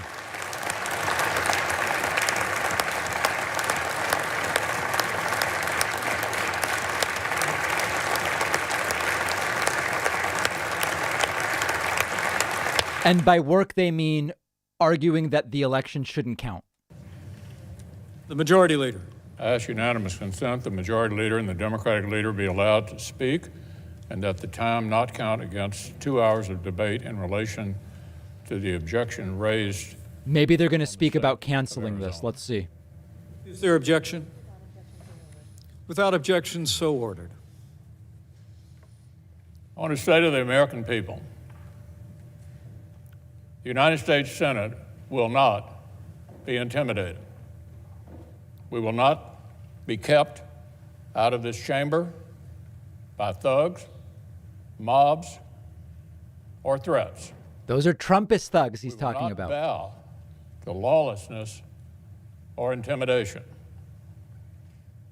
We are back at our posts. We will discharge our duty under the Constitution and for our nation. And we're going to do it tonight. Wow. This afternoon, Congress began the process of honoring the will of the American people and counting the Electoral College votes. We've fulfilled this solemn duty every 4 years for more than 2 centuries. Whether our nation's been at war or at peace, under all manner of threats. And we're doing it today. During an ongoing armed rebellion and the Civil War, the clockwork of our democracy has carried on. The United States and the United States Congress have faced down much greater threats than the unhinged crowd we saw today. Wow. We've never been deterred before and will be not deterred today. Trump called them special people. He calls them unhinged. Our democracy, they failed. They failed. They failed to attempt to obstruct the Congress. This failed insurrection only underscores how crucial the task before us is for our republic. Our nation was founded precisely so that the free choice of the American people is what shapes our self-government and determines the destiny of our nation. Not fear, not force, but the peaceful expression of the popular will. Now, the adult thing to do would be to cancel the 2 hours of debate about Arizona. Votes and to formalize their choice of the next president. Now we're going to finish exactly what we started. We'll complete the process the right way, by the book. We'll follow our precedents, our laws, and our Constitution to the letter. And we will certify the winner of the 2020 presidential election. Wow. Criminal behavior will never dominate the United States Congress. This institution is resilient. Our democratic republic is strong. The American people deserve nothing less.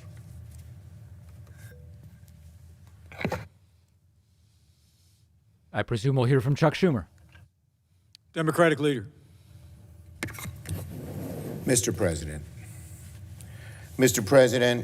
it is very, very difficult to put into words what has transpired today.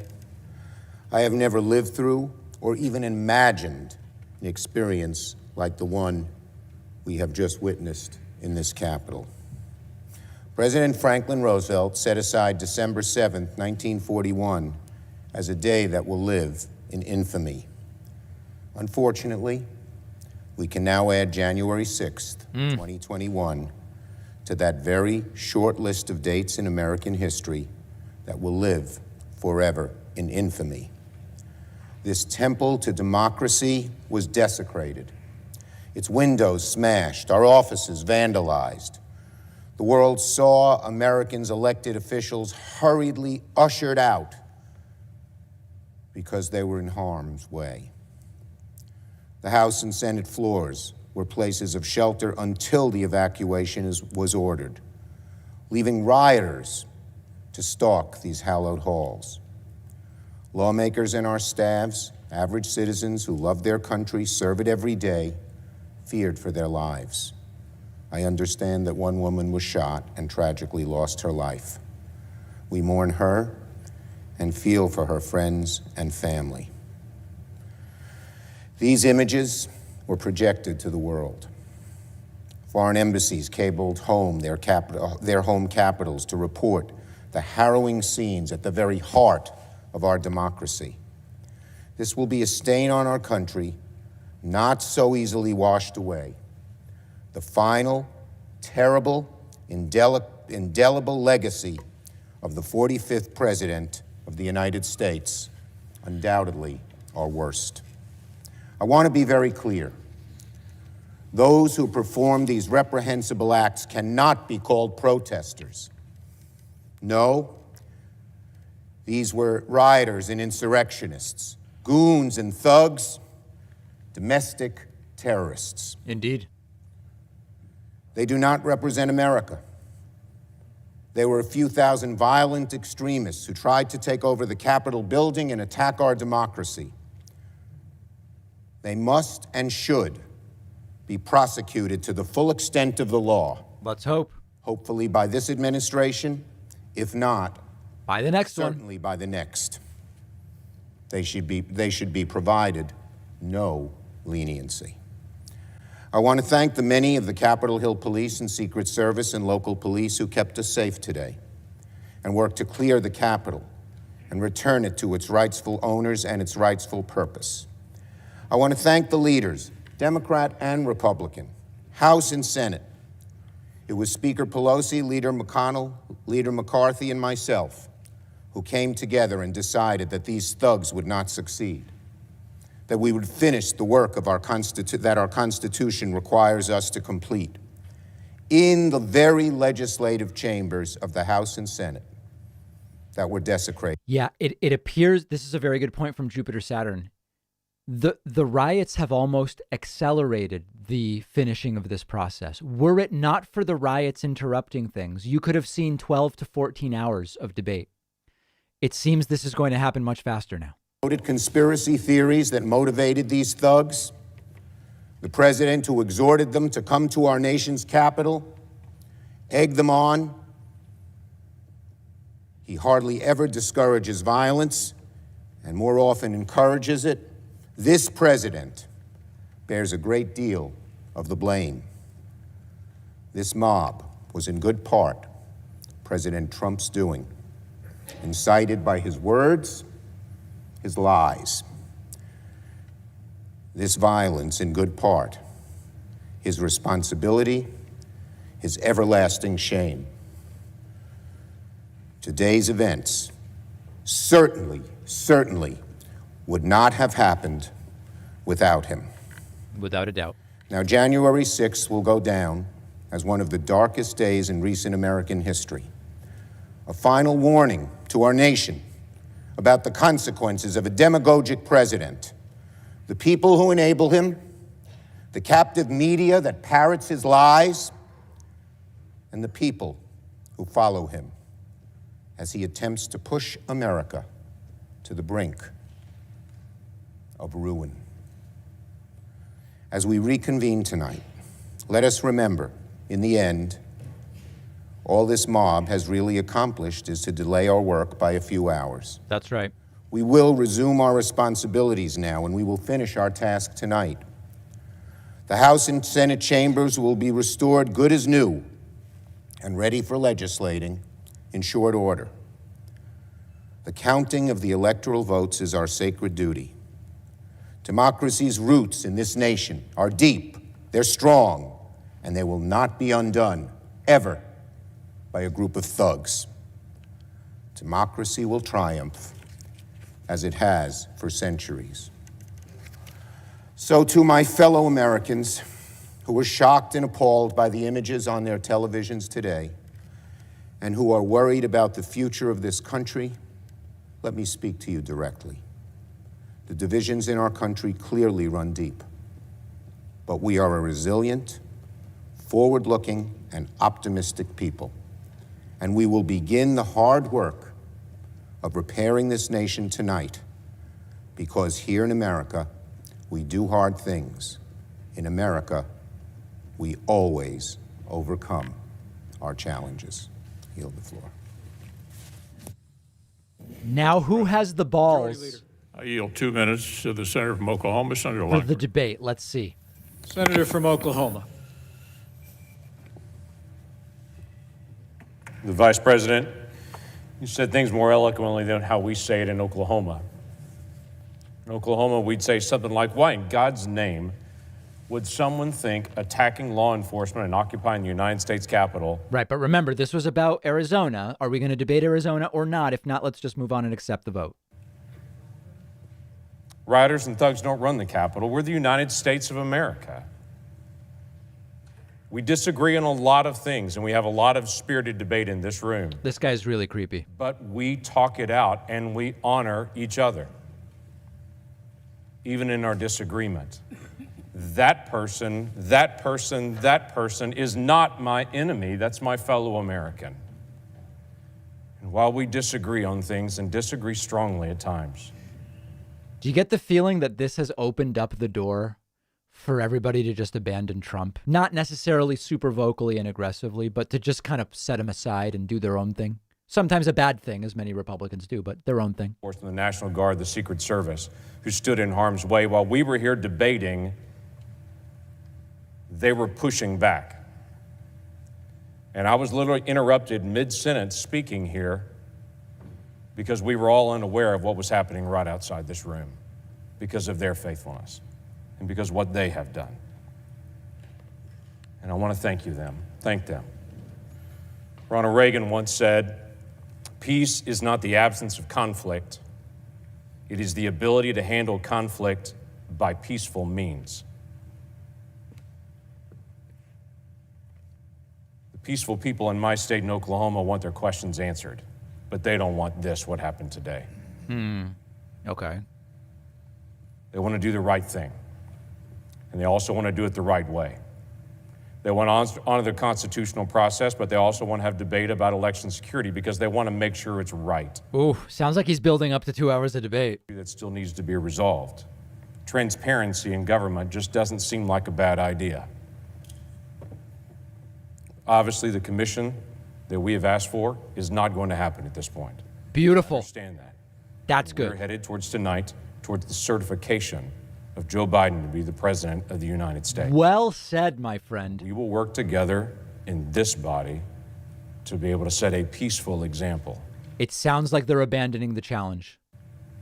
I yield the floor. Wow. Democratic leader. Senator from Nevada, Senator Cortez Masto. Senator from Nevada.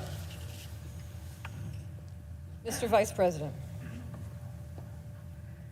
I know that this room is full of leaders of both parties who love this country, and many believe that for America to succeed, our politics must find common ground.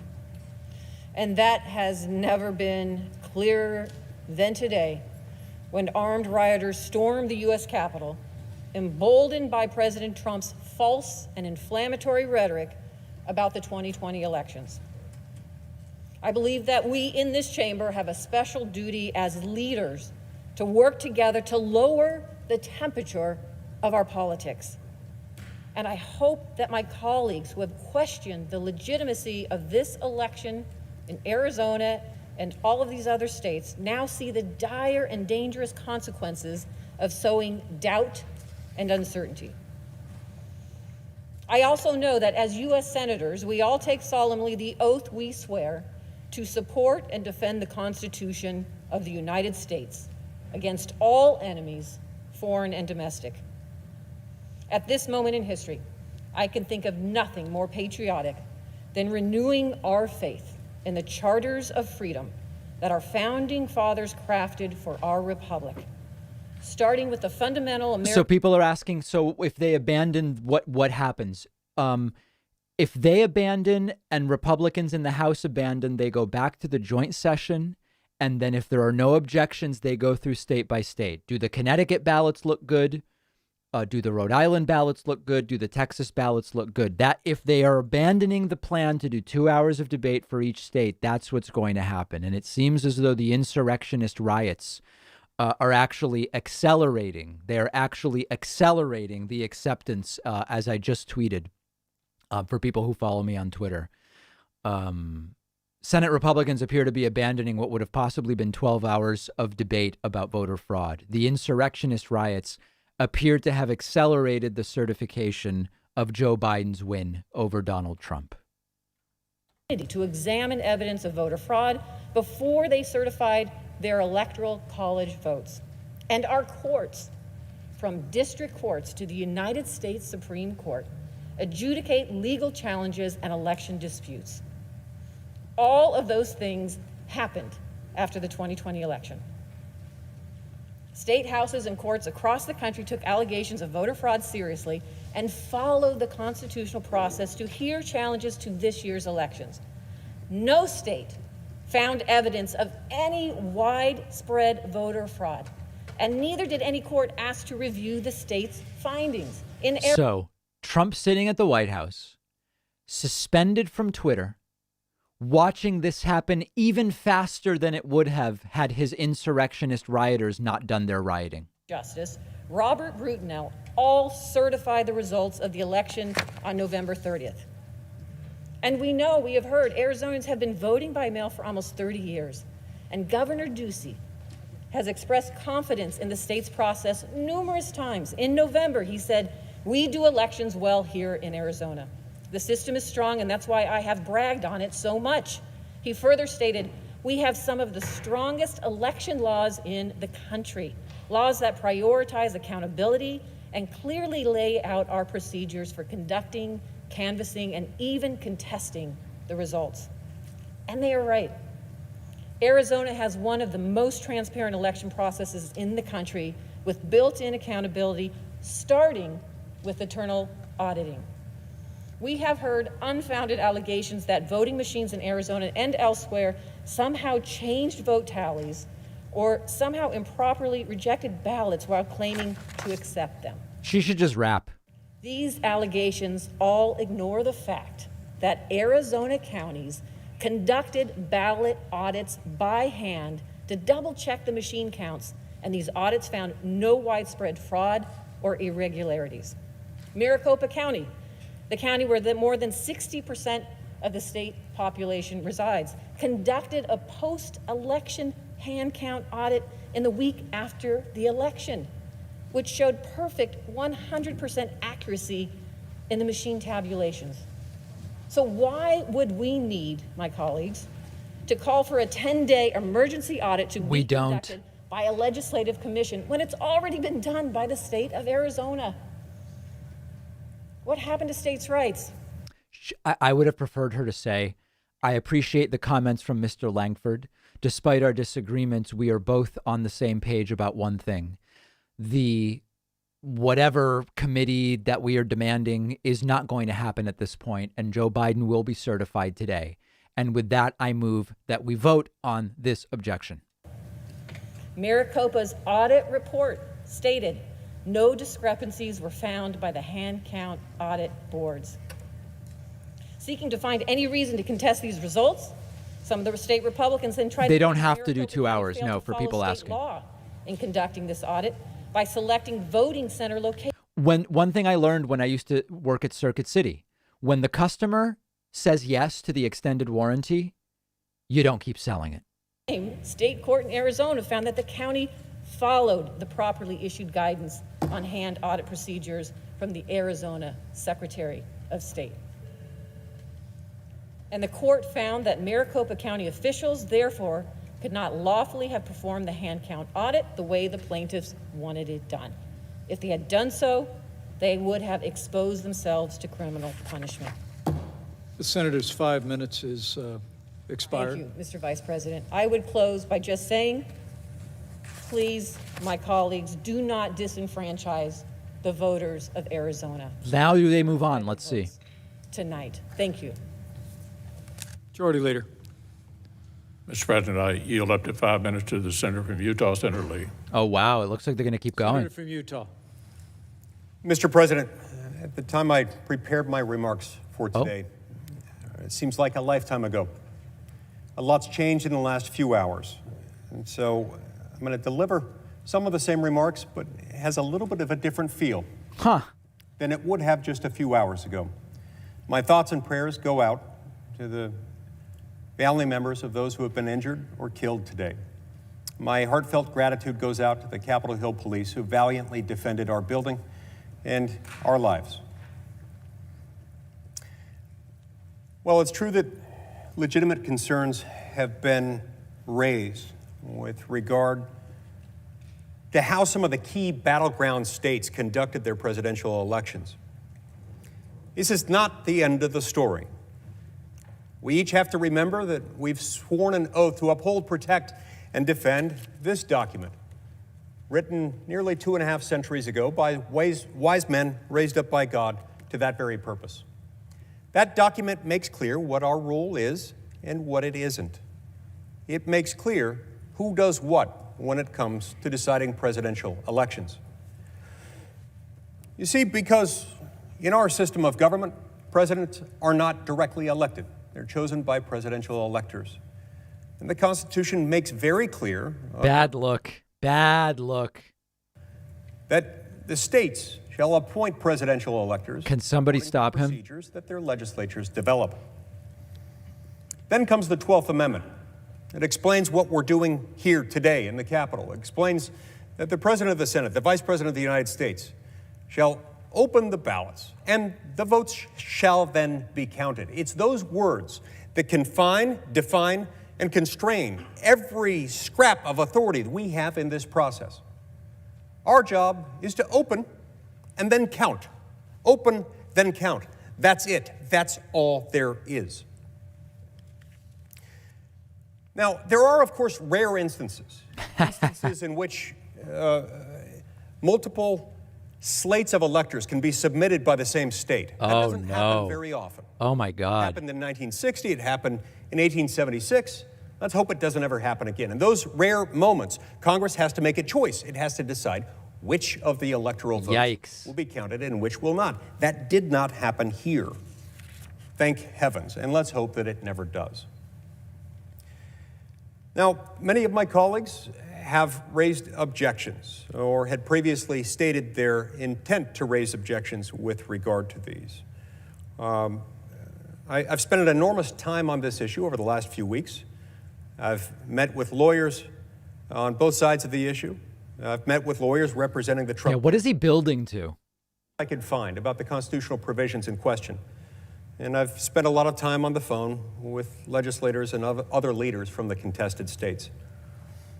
I didn't initially declare my position because I didn't yet have one. I wanted to get the facts first, and I wanted to understand what was happening. I wanted to give the people serving in government in the contested states the opportunity to do whatever they felt they needed to do to make sure that their election was properly reflected.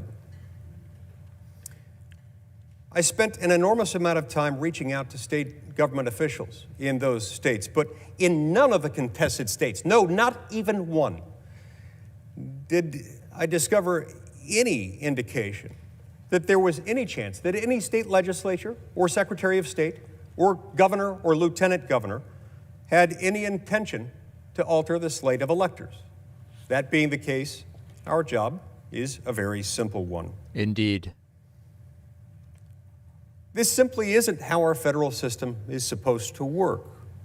That is to say, if you have concerns with the way that an election in the presidential race was handled in your state, the appropriate response is to approach your state legislatures, first and foremost. These protests, from hearing from those who have raised concerns, they should have been focused on their state capitals, not their nation's capital. Because our role is narrow, our role is defined, our role is limited. Yes, we are the election judges when it comes to members elected to our own body. And yes, the House of Representatives, they're the judges of their own races there. We also have the authority to prescribe, as a Congress, rules governing the time, place, and manner of elections for senators and representatives. There is no corresponding authority with respect to presidential elections. None whatsoever. It doesn't exist. Our job not gonna like that. is to convene, to open the ballots, and to count them. That's it. Thank you, Mr. President. I yield the floor.